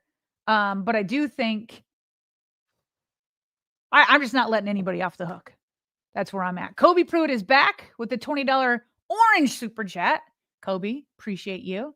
He says, I unfortunately feel vindicated in my Owe take that his engine runs too hot and cold to be relied upon. We are hoping he'd be motivated by a career year, but not everyone has that dog in them. We're the Bengals from last year. I literally just said that a moment ago, but maybe you typed that before I said it. So we're on the same page there, Kobe. It's not a good situation with Owe. Dream says Ravens cannot lose to KC. Each time we've started 1-3, we missed the playoffs. But knowing this defense, they'll make Tyquan Thornton look like Calvin Johnson 2.0. Dreams, I honestly think that if the Ravens lose to Kansas City, go 3-1, I think they're going to lose for this season a lot of the fan base, if they haven't already. Because even if the Ravens get to their softer part of the schedule and find themselves a little bit and find their footing, it will like mean little to this fan base, because they'll be like, okay, cool, you can beat up on weaker teams, but the 3 playoff caliber teams that you faced, you got embarrassed. Bills was an embarrassment with the collapse. Lions was an embarrassment yesterday. And so you've got to show that you can beat at least one playoff team. And this is going to be a tough assignment in Arrowhead when Kansas City is just as desperate as the Ravens. They're just as desperate. Both teams are 1-3. One is going to start 1-4, and one will barely get to 500 at 2-2. If the Ravens can't beat a single playoff team out of their top 4, it's going to be hard to win this fan base back after that. Sean Carter says our run defense was abysmal. It was like our guys were defeated and tired. We definitely have to address our D-line and tackling. We need hunters. And of course they were tired because they couldn't get off the field even from the beginning. From the first drive, the Lions had a just methodical march down kind of drive. Defense couldn't stop them whatsoever. They give up drives of over 95 yards twice. Haven't done that just one time since 2001 in Baltimore. I knew immediately that the Ravens defense was going to be gassed by the end. I was like, this cannot be close, because they're already out on the field way too much. And on the flip side, it was always nice when Lamar went out there and was able to score, but Lamar scores quickly. The Ravens scored quickly, so there was very little recovery time for this defense. But they got to get people off the field if they want to recover. Pablo is back. He says wide receivers hadn't even turned their heads in some of the sack plays. Calling long routes with this offensive line was bad. Glad I didn't stay up. Greetings from Spain, España. Tom Vodo with his $10 super chat. We appreciate you, Tom, very much. Thank you for your support. He says, how much this defense has Harbaugh's fingerprints on it? I think John is having more of a say than we think. He doesn't have confidence in Orr. I do think John has quite a bit of say on defense. He always has. He's always dubbed as like the special teams coach, but I think he's got quite a bit of say on the defensive side too. Boise says depth was Boise, by the way, celebrating 5 months of channel sponsorship or membership. Thank you so much, Boise, for your support over these 5 months. Boise says depth was supposed to be a strength. Coach has to manage the roster and put gameplay schemes. Getting out-coached is not an excuse anymore. No, it is not. Eileen's celebrating 3 months of channel membership. She says the offensive line should be fined for every sack. I have no hope for the season. Oh, no. I just hope we aren't the fans that need to wear paper bags over our heads. Obviously, speaking to Cleveland Browns did that just last week at M&T Bank Stadium. Boise is back saying playing vanilla on defense wasn't on my bingo card. Roquan and Marlowe has to take accountability. G-Money88 with the $10 super chat. Thank you, G-Money. Says, do you feel like the defense feels like they don't have to be that good because of the offense? I feel like the defense is there to watch Lamar on the sidelines, LOL. Well, what's funny is I did get kind of that vibe last week, or against the Bills maybe. But I do remember 2 different quotes from players saying, I think one was from Marlon Humphrey. Who's the other one from? But 2 players were like, yeah, we need to get ready to go. Like, it doesn't matter what Lamar and the defense is doing. Like, we need to get ready to go. So sometimes is there like in the back of their head creeping up these thoughts that say, oh, Lamar on the offense has us? I don't think you can rule it out based off of quotes that I read 2 weeks ago after the Bills game. They were like, doesn't matter. We got to be ready to go at all times. That tells me that maybe you weren't ready to go. Dreams says, I need a 7-sack game at least against Houston. And finally, Will Sims with the orange super chat, $20. Thank you, Will, for your support. He says, Pat, missing is huge, meaning Patrick Ricard.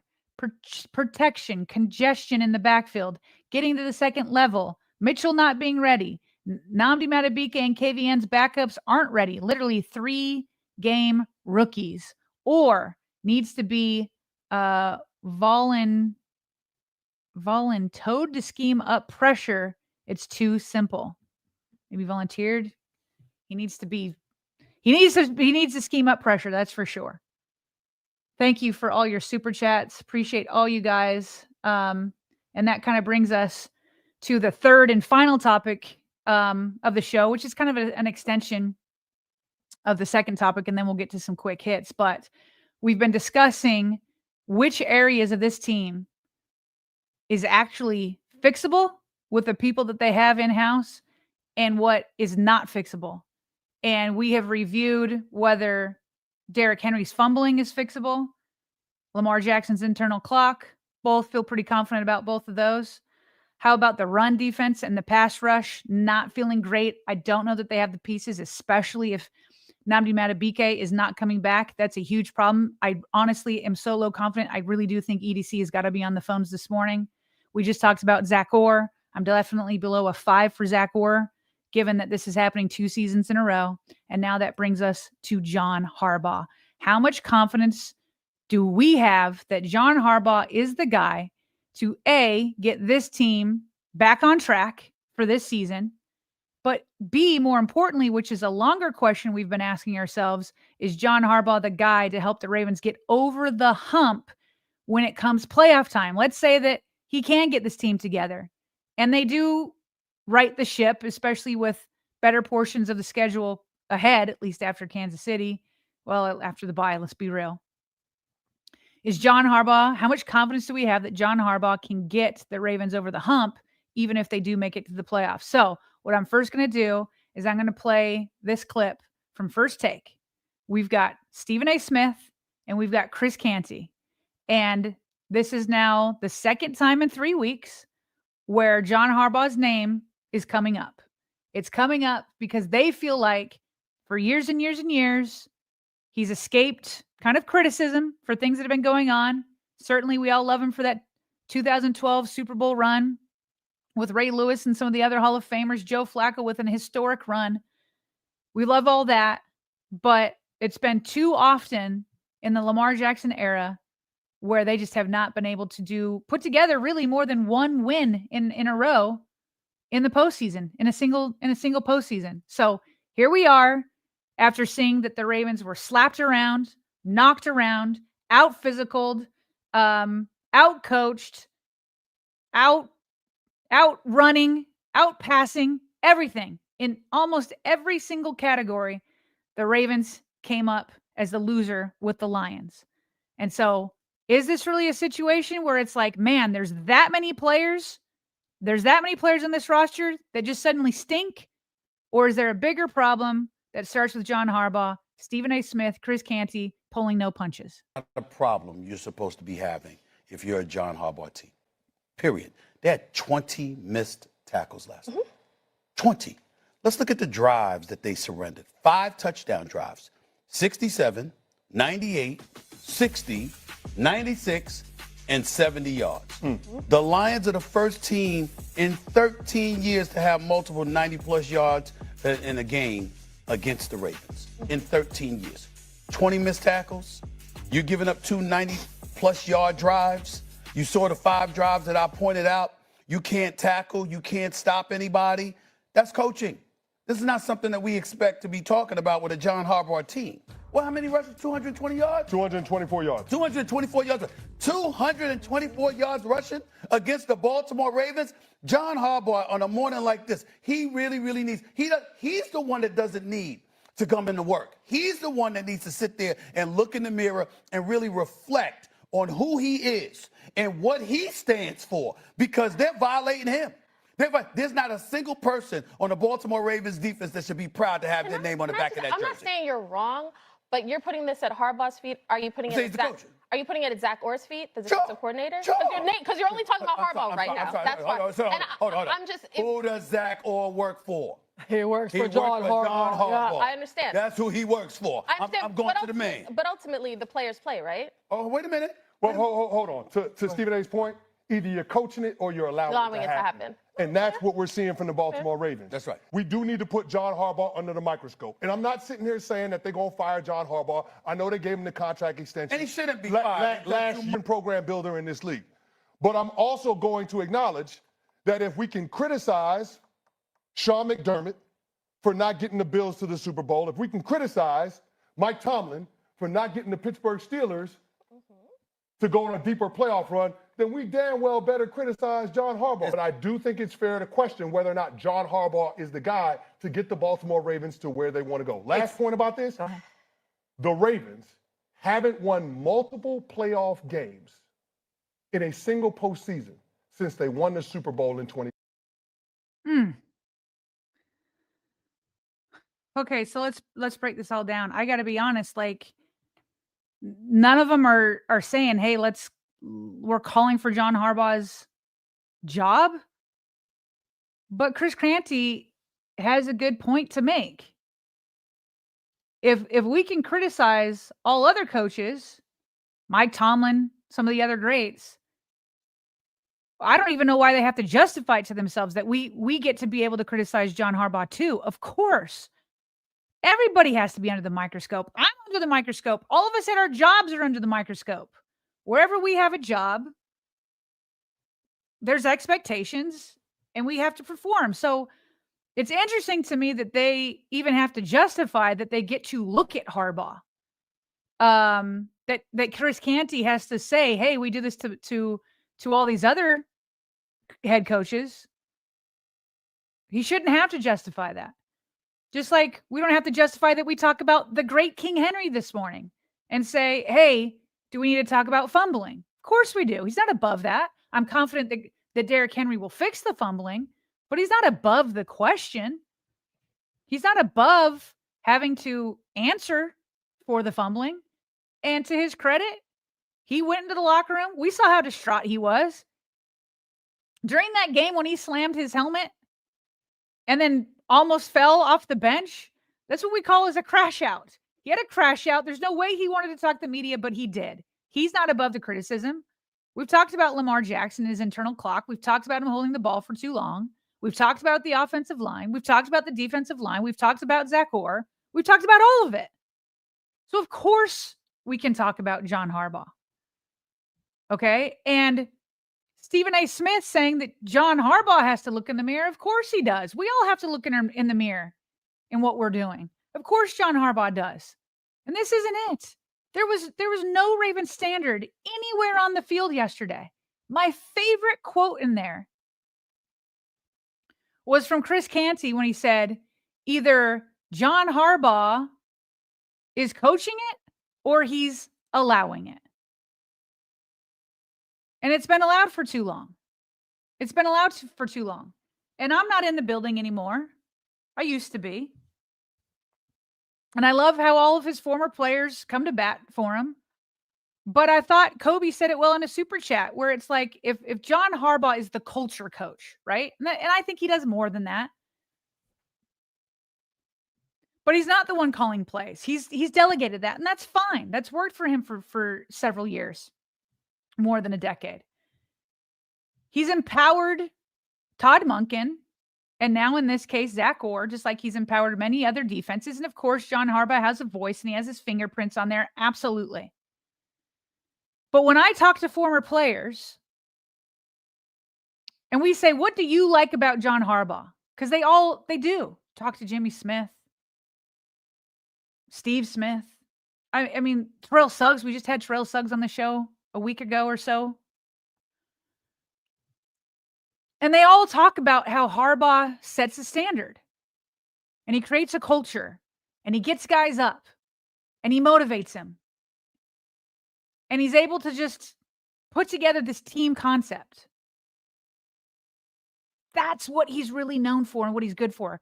Jimmy Smith says he goes around and he coaches everybody. And it's nice to have that attention from a head coach, because if a head coach is like, hey, I'm calling these plays, and he's so focused on the offense, he never gets around to coaching the defense or anything like that. So Jimmy Smith is like, he coaches everybody. So if that's what he's good at, and now we see this dejected team, this demoralized team, This team that like has their head down, and this team that's missing 20 tackles, and this team that's giving up 30 pressures onto its quarterback, this team that's embarrassed by all of that, this team that is in their blackout uniforms, darkness falling, but instead it fell on the Ravens instead of the Lions. The darkness was all over the Ravens. They didn't know which way was where. They didn't know if they were looking up, down, left, right, north, south, east, west. They didn't know. They were in complete darkness, especially on defense. And so, because of that, Harbaugh does have to look in the mirror. I've got a whole team that's down. I have a future Hall of Fame running back who could hardly look into the cameras that was crashing out on national TV. I have a quarterback who, after the second drive, put together a phenomenal first drive. And the second drive, when things didn't go well, he starts to look frustrated. What kind of pressure is he feeling right now? That he seems to be upset after not scoring on just the second drive. Because he's used to having to put up 40 burgers every game. That's the way it's been for the first 2 weeks. What does it look like when your defensive leaders in Roquan Smith and Marlon Humphrey aren't making plays and aren't out there? And then Marlon Humphrey, who's one of the most outgoing, one of the guys that's like the hardest to get down. And then he's in the locker room and he's got his head down and he's got a hoodie on and he can hardly look reporters in the eye. That's a psyche. That's a culture. This idea that you come in and you see the placard like Chris Canty said, and you see play like a Raven, and you see a defense that's not living up to that whatsoever. That's what John Harbaugh, we're told, is what he's best at. So that's number one. He's got to get that turned around and fixed. That 100% is on him. Then secondarily, he is the one that hired Zach Orr. And Zach Orr, through 2 seasons, isn't showing us evidence to be confident in him. We got confident after legendary is a little bit strong, after seasoned coaches with 30 years of experience came in to help. And so I've seen people kind of argue, like a lot of people want to see Zach Orr go. Then other people will say, no, don't let Zach go, because then that's a scapegoat for John Harbaugh. And so all I know is the combination isn't working. So something about the combination needs to be fixed. And I'm not saying to fire Zach Orr or John Harbaugh, but I am saying people have asked me, well, who do you turn to if you were to go down that road? I mean, it's all in-house. Chuck Pagano's been a head coach before. Or Chuck Pagano's obviously been a defensive coordinator before. Todd Monken is another guy that could do it. There's guys in-house that could pick up those roles. So it is there. Am I calling for it? No, but it's there. Does Chuck Pagano take a more prominent role? Sure looks like he might need to in this defense, because this isn't working. This isn't working. And you know, it's fair for all of us to give the context of the injuries that are going on. Nnamdi Madubuike is a huge loss for sure, but you can't use that as an excuse. You go and ask any former player or any other player, so what? We got injuries too. We all got to deal with it. The Bills lost Ed Oliver after they played the Ravens.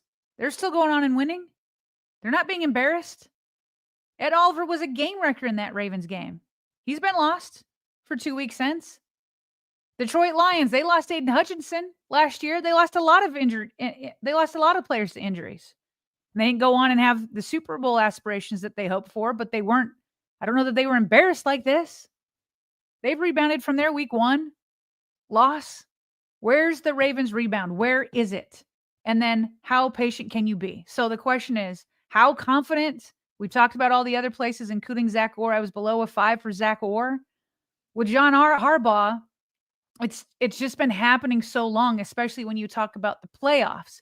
It's been happening so long that you start to lose confidence. You can still say he's a future Hall of Fame coach. You can still say that, but this duo of Lamar and John is falling short every single year.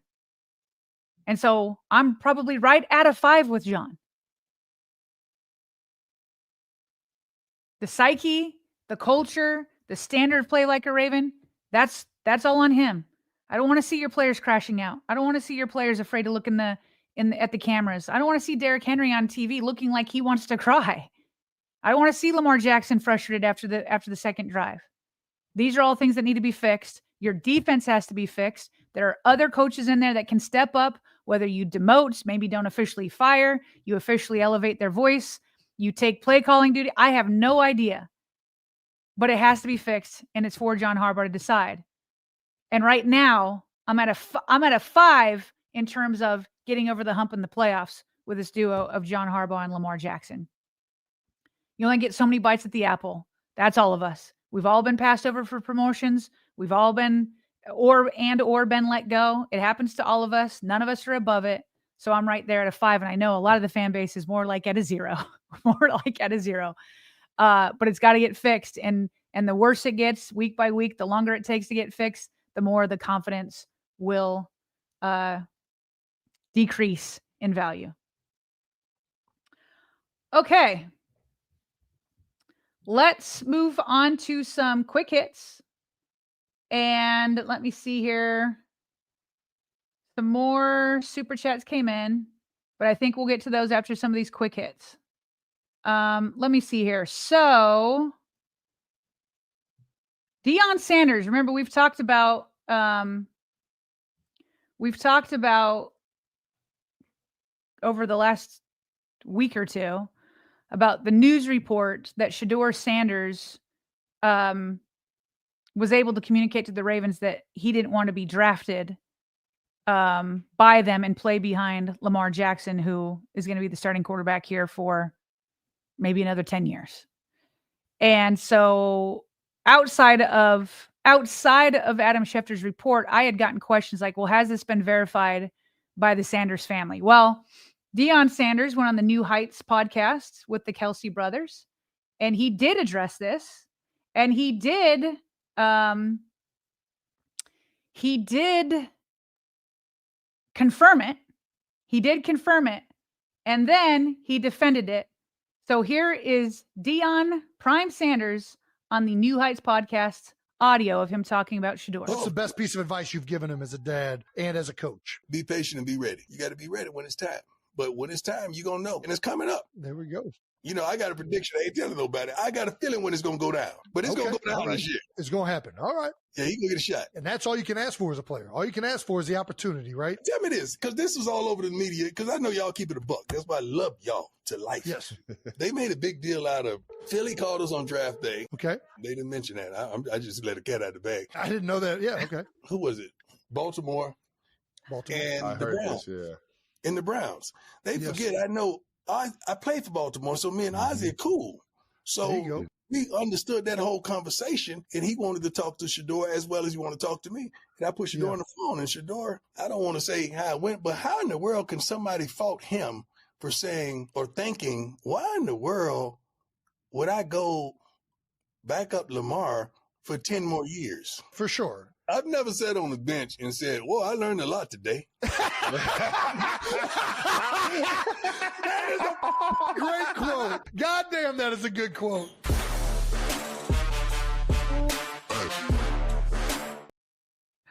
That was funny. That was funny. He had the Kelsey brothers rolling right there. So, okay, so he broke a little. First of all, he confirmed the news that they turned the Ravens down. Then he broke some news that the Eagles also called. Listen, me and the Ravens and the Eagles are all on the same page. I was like, shoot, once he hit that third day, especially the 5th round, I was like, the Ravens should draft him. Absolutely, we're on the same page. And unfortunately, Bobby's not here, so I can just point out that Howie was on the same page because Bobby was against it all the way. Definitely the Ravens. That would have been a no-brainer move in my mind.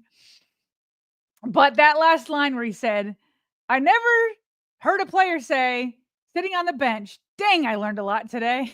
And so him defending his son, him talking about his close relationship with Ozzie, that none of that shocks me. It wouldn't have shocked me if it was Ozzie calling Deion and being like, hey, and the Ravens are like that. The Ravens don't want to hold anybody hostage. If somebody's asked for a trade, they trade them. They don't want.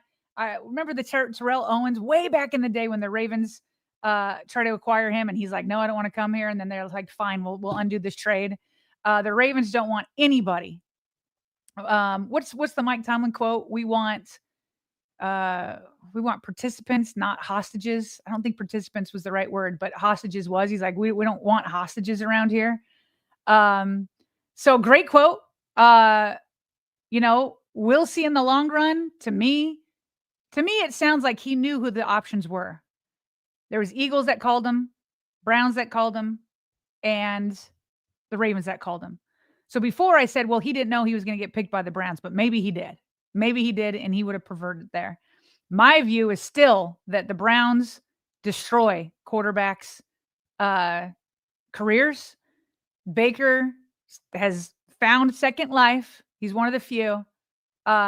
Still feel like long term, it's hard to call it. It's hard to say that the Browns will help Shedeur Sanders go off and have this productive career.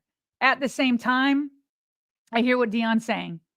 There's only so much you can learn on the bench. There's only so much, and that you're just waiting around for that. So I don't think it's crazy that he made that decision. That being said, I don't know that I'd put all my stock in the Browns, and that's where, I would want to land. We kind of went over these pictures earlier. We're going to do it at the end of the show. But again, great to see all you Voltrons together at Lot G or in the lower bowl together, courtesy of Eric getting everybody in. So happy to see all that. Wanted to show a clip here. I know, we've been talking a lot about Daniel Fa'alele and calls for Ben Cleveland, which I'm still not necessarily against.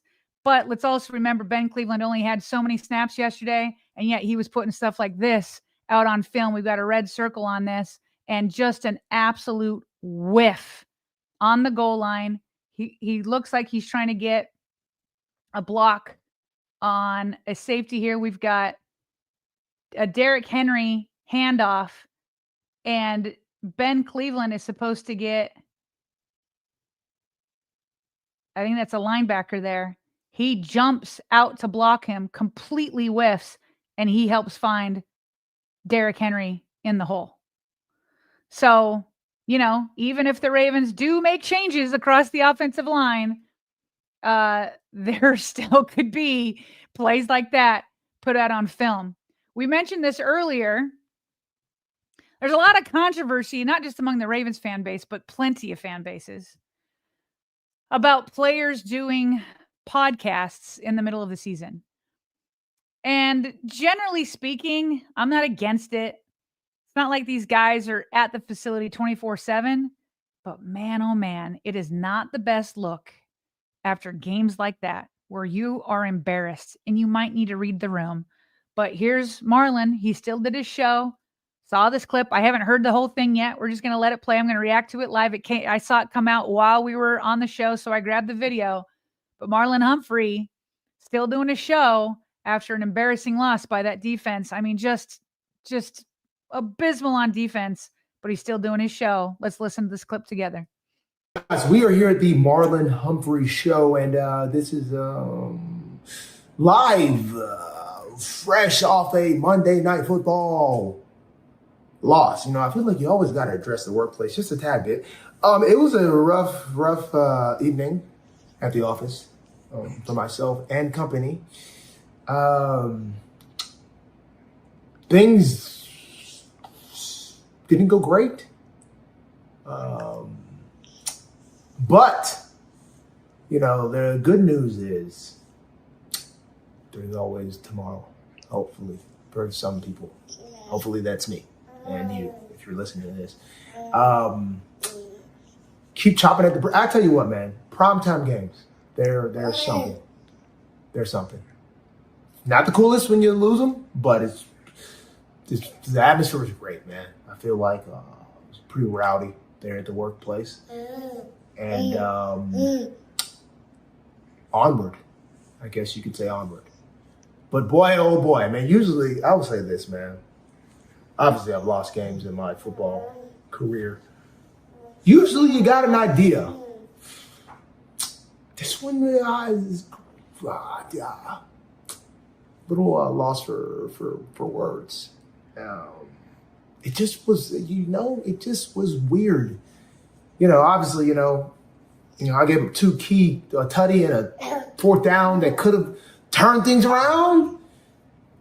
So like that's clear, obviously, but like the rest, I just don't know. You talk to the guy there, man. What do you think? What do you think? When someone asked me, Rook, they're like, man, what do we got to do? I was like, shoot.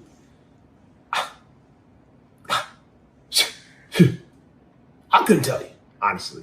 Like, obviously, that's what film is for. Watch film, and we'll see what's popping. But schedule ain't getting no easier. So we gotta do what we can do and do what you do. And yeah. Okay.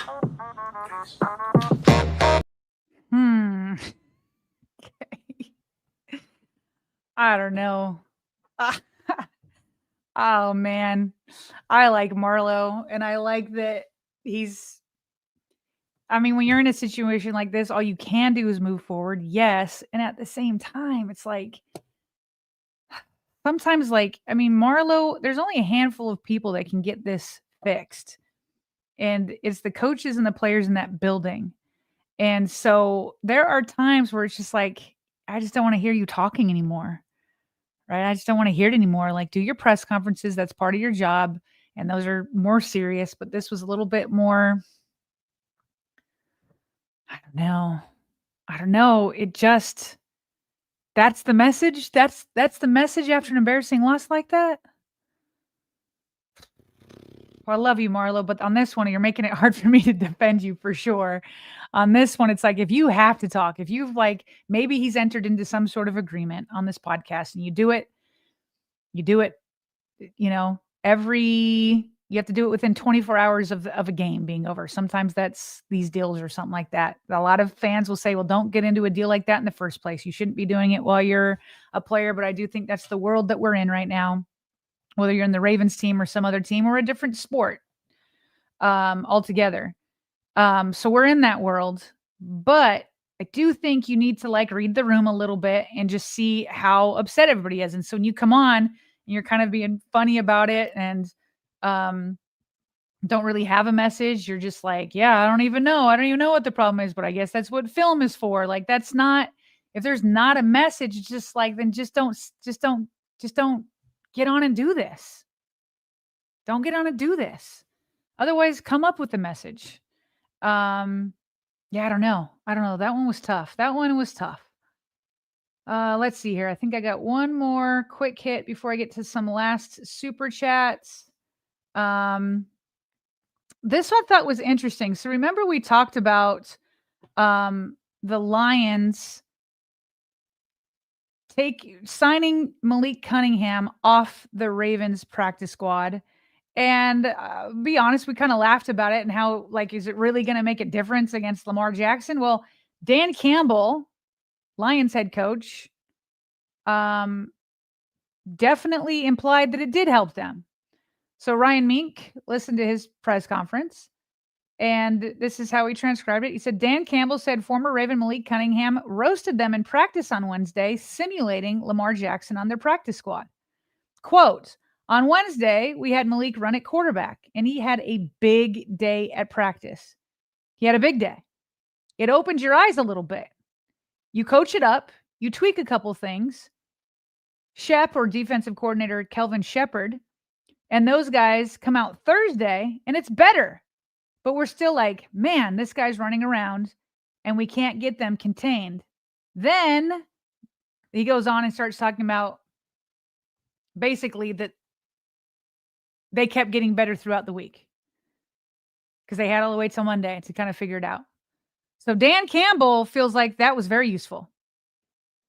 Very useful. Now, again, Malik is no Lamar Jackson, but when it comes to scheming and getting some idea, head coach Dan Campbell is saying that Malik Cunningham made a big difference, made a big impact because he was tearing them apart in practice. They practice again, they get better. They practice again, they get better. So that side eye from Zay Flowers, remember we showed that, Zay Flowers on Instagram. took a picture of himself with the side eye in the locker room looking at the news that Malik Cunningham had been signed. And he was like, don't you dare. Don't you dare. Well, according to Dan Campbell, he dared and he helped them out. So take from that what you will. Let's get back to some super chats before we close things up. Let's see here. We saw that. We saw that from Will. Okay, here we go. We'll start with Kobe Pruitt, who's, man, Kobe, you're get a lot of comments today. Appreciate your support. And I appreciate several of your comments. I think I've referenced a few of them because I agree with them. He says, on the bright side, only 6 AFC teams have a winning record. Okay. Appreciate the effort here, Kobe. Bryce Smith says, I'll end on a positive note. Okay, so now we're getting some positivity here. He says, at least the GOAT has no turnovers, is 141.8 passer rating, and 10 total touchdowns. That's totally true. Lamar is not the problem. Lamar can tweak some things like an internal clock, but Lamar is not the problem. You can have a list of 20 or 30 problems and maybe then get to Lamar. Lamar is not the problem. There are so many other things to address before Lamar Jackson. God King says, Todd Monken is calling plays, expecting 8 to create with all receivers way downfield, and 8 is having to hold the ball instead. Instead, letting Lamar create within the offense, depending on 8 to save them. I feel that way with like a lack of creativity in the run game. The Ravens are a balanced offense. That's what they're good. Lamar Jackson is a dual threat. He's a dual threat. There's no dualness here. He was able to carry him with his arm last week, and then he did it for a long stretch of time. But in the end, you got to have a run game. You can't have a defense that's giving up the most points in the league through 3 weeks and then no run game and then expect Lamar Jackson to do the rest. Cannot have that expectation. They may not have the expectation, but they're allowing that to happen. Again, you're either coaching it or you're allowing it, and that's what they're allowing. They're allowing Lamar having to save them. You can't do that this early in the season. That's got to be last minute, big moments, put the ball and expect him to make 2 or 3 great plays. Not all game every week. Quincy says Daniel Fa'alele and Andrew Voorhees are going to get a star hurt with their weak play. And the D-line doesn't have any game-changing size at defensive tackle. No, they do not. Kobe Pruitt is back with a $10 super chat. Harbaugh is a Flacco hot streak away from having Jeff Fisher's career. A good but not great coach. He was saved in 2012, and Lamar saved his job again in 2019. Kodak says, John getting the Joe B treatment. 1 Super Bowl in 2012. That's kind of fair. It's kind of fair. Quincy is back again with another $5 super chat. Something that is crazy. We have a Ferrari and Keaton Mitchell sitting in the garage. That could make Lamar's and Derek's life easier. Again, there really is no creativity in the running game. And yeah, maybe Keaton could bring a different element. And I just don't know that even Justice Hill is getting enough snaps. And you're kind of telegraphing to the defense that we're running when Derrick Henry is in and we're not when Justice Hill is in. There was a couple times Justice got carries, but not a ton. Just wasn't enough. It wasn't enough at all to keep the defense guessing. Fair. Oh, I like it better when Bobby's trying to sound out these names. Fair Foxaki? I don't know. A couple great punts in that game until I realized that just gave the Lions longer touchdown drives to wear our defense. Even the good felt bad. Evan is here. Tez Gold Jacket Walker says at the very least they should internally take play calling duties away from Orr and give them to Pagano. I'm not against that. Pagano having a bigger impact there is not a bad thing. God King says, Sarah, how can you say it's been happening so long and then not be calling for his departure? I think he's meaning Harbaugh, the definition of insanity.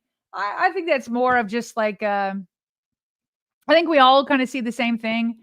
I guess it's like I have a hard time celebrating anybody's lost job, even when why am I forgetting his name? The Ravens wide receiver, who the Ravens had to cut in the middle of the season because he refused to go out on the field. Even him, after he was cut, I'm like, hey, I wish you the best. Like, no hard feelings, like all that kind of stuff. And so, Steve Bisciotti has to make those calls, all that kind of stuff. But yeah, my confidence is low, God King. My confidence is it's not as high as it once was with John Harbaugh, that's for sure. Will Sims says, Harbs is literally EDC's next door neighbor. More likely he'd step down before fired. EDC is not the one to make the call, though. I mean, Steve Bisciotti for sure will ask EDC and get his opinion, and he'll also get a gauge of the locker room and all that kind of stuff. But at the end of the day, that's Steve Bisciotti's call, not EDC's. But Will Sims says, Harbs is literally EDC's next door neighbor. More likely he'd step down before fired or needs to be given an assistant defensive coordinator label if he can't get it fixed. Hopeful EDC is on the phone exploring player options hard. Agreed there. Sod Blitz, $10 super chat. He said, I had 2 super chats before the stream last night that didn't get read. Watched this morning. Got to say, new super chat policy is thumbs down. Super chats are football talk equals content.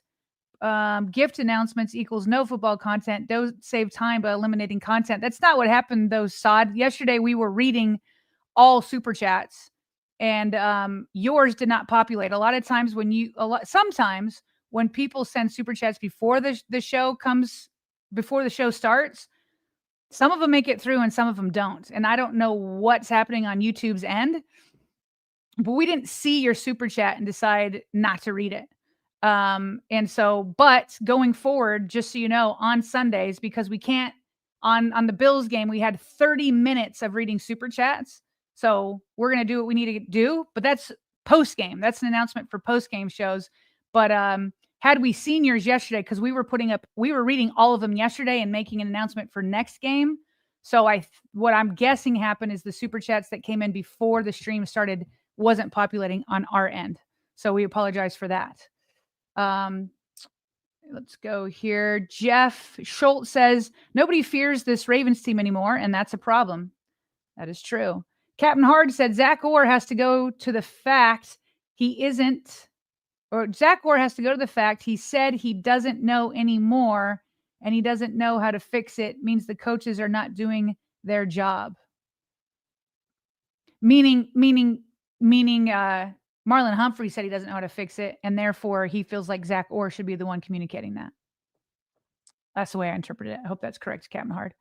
Sod Blitz 34 says, too much blame on the defense. When they made a stop, the offense went 3 and out. By the fourth quarter, they were gassed. A lot of the defensive problems are because of time of possession. That's true, and part of it is that the offense scores so fast or had 3 and outs, or it's because the defense can't make a stop. Listen, when you allow drives of 67 yards, 95 yards, 60 yards, 96 yards, and 70 yards, you're gassing yourself out. You got to make a stop. But when you don't have a run game, on the offensive side, you're also not controlling the ball and time of possession. Leo Morris with the $1 super chat. Thank you, Leo. Appreciate you and your support. Isaiah says, hey, Sarah, is there any offensive player on our squad you would sacrifice for some more defense?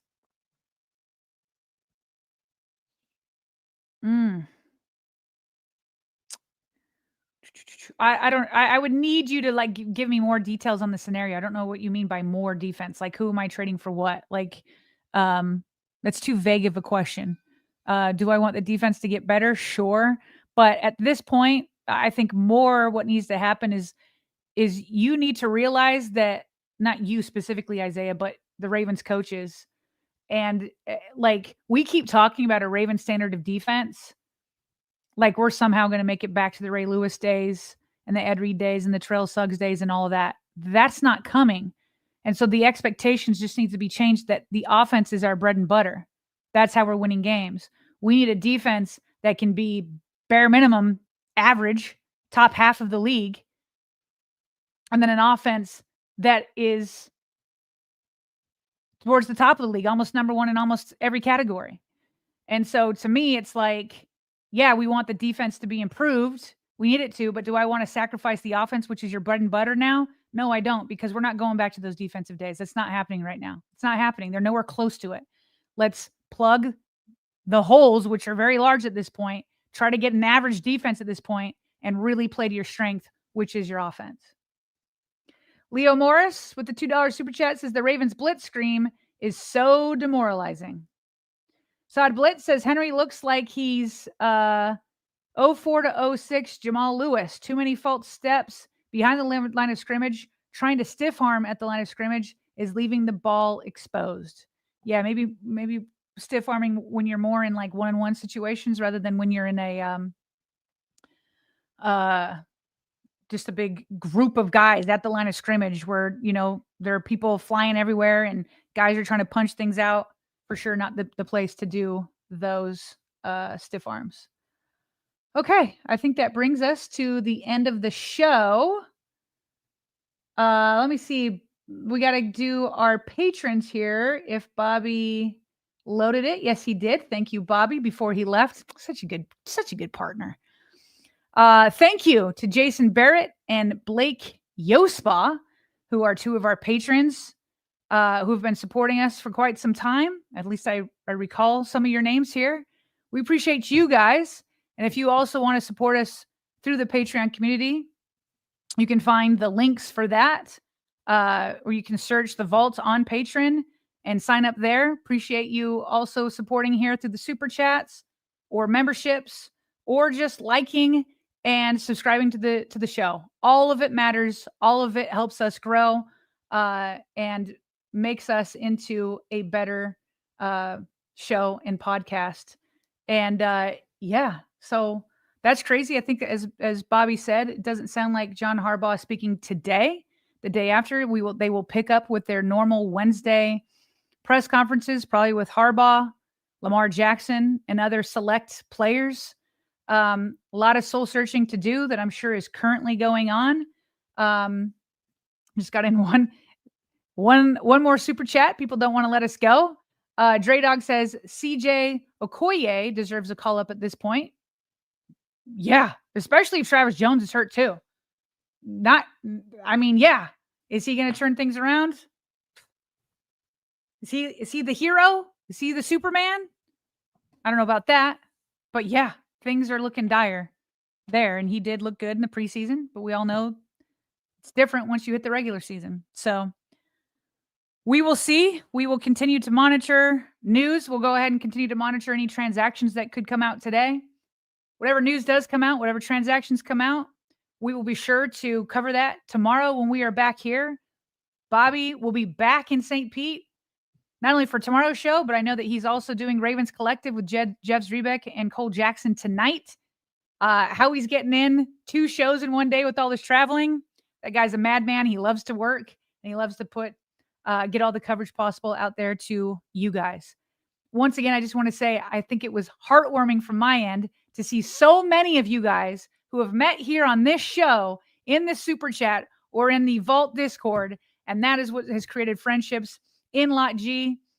Shout out to PHP, Eric Hill, everybody else that got together. Looks like you guys had a great time. We're so happy to see that and to know that we can help build the community with you all. So love you, appreciate you, and I will see you back here tomorrow, noon, lunch live stream. See you tomorrow with all the news and notes and opinions that you'll need to know.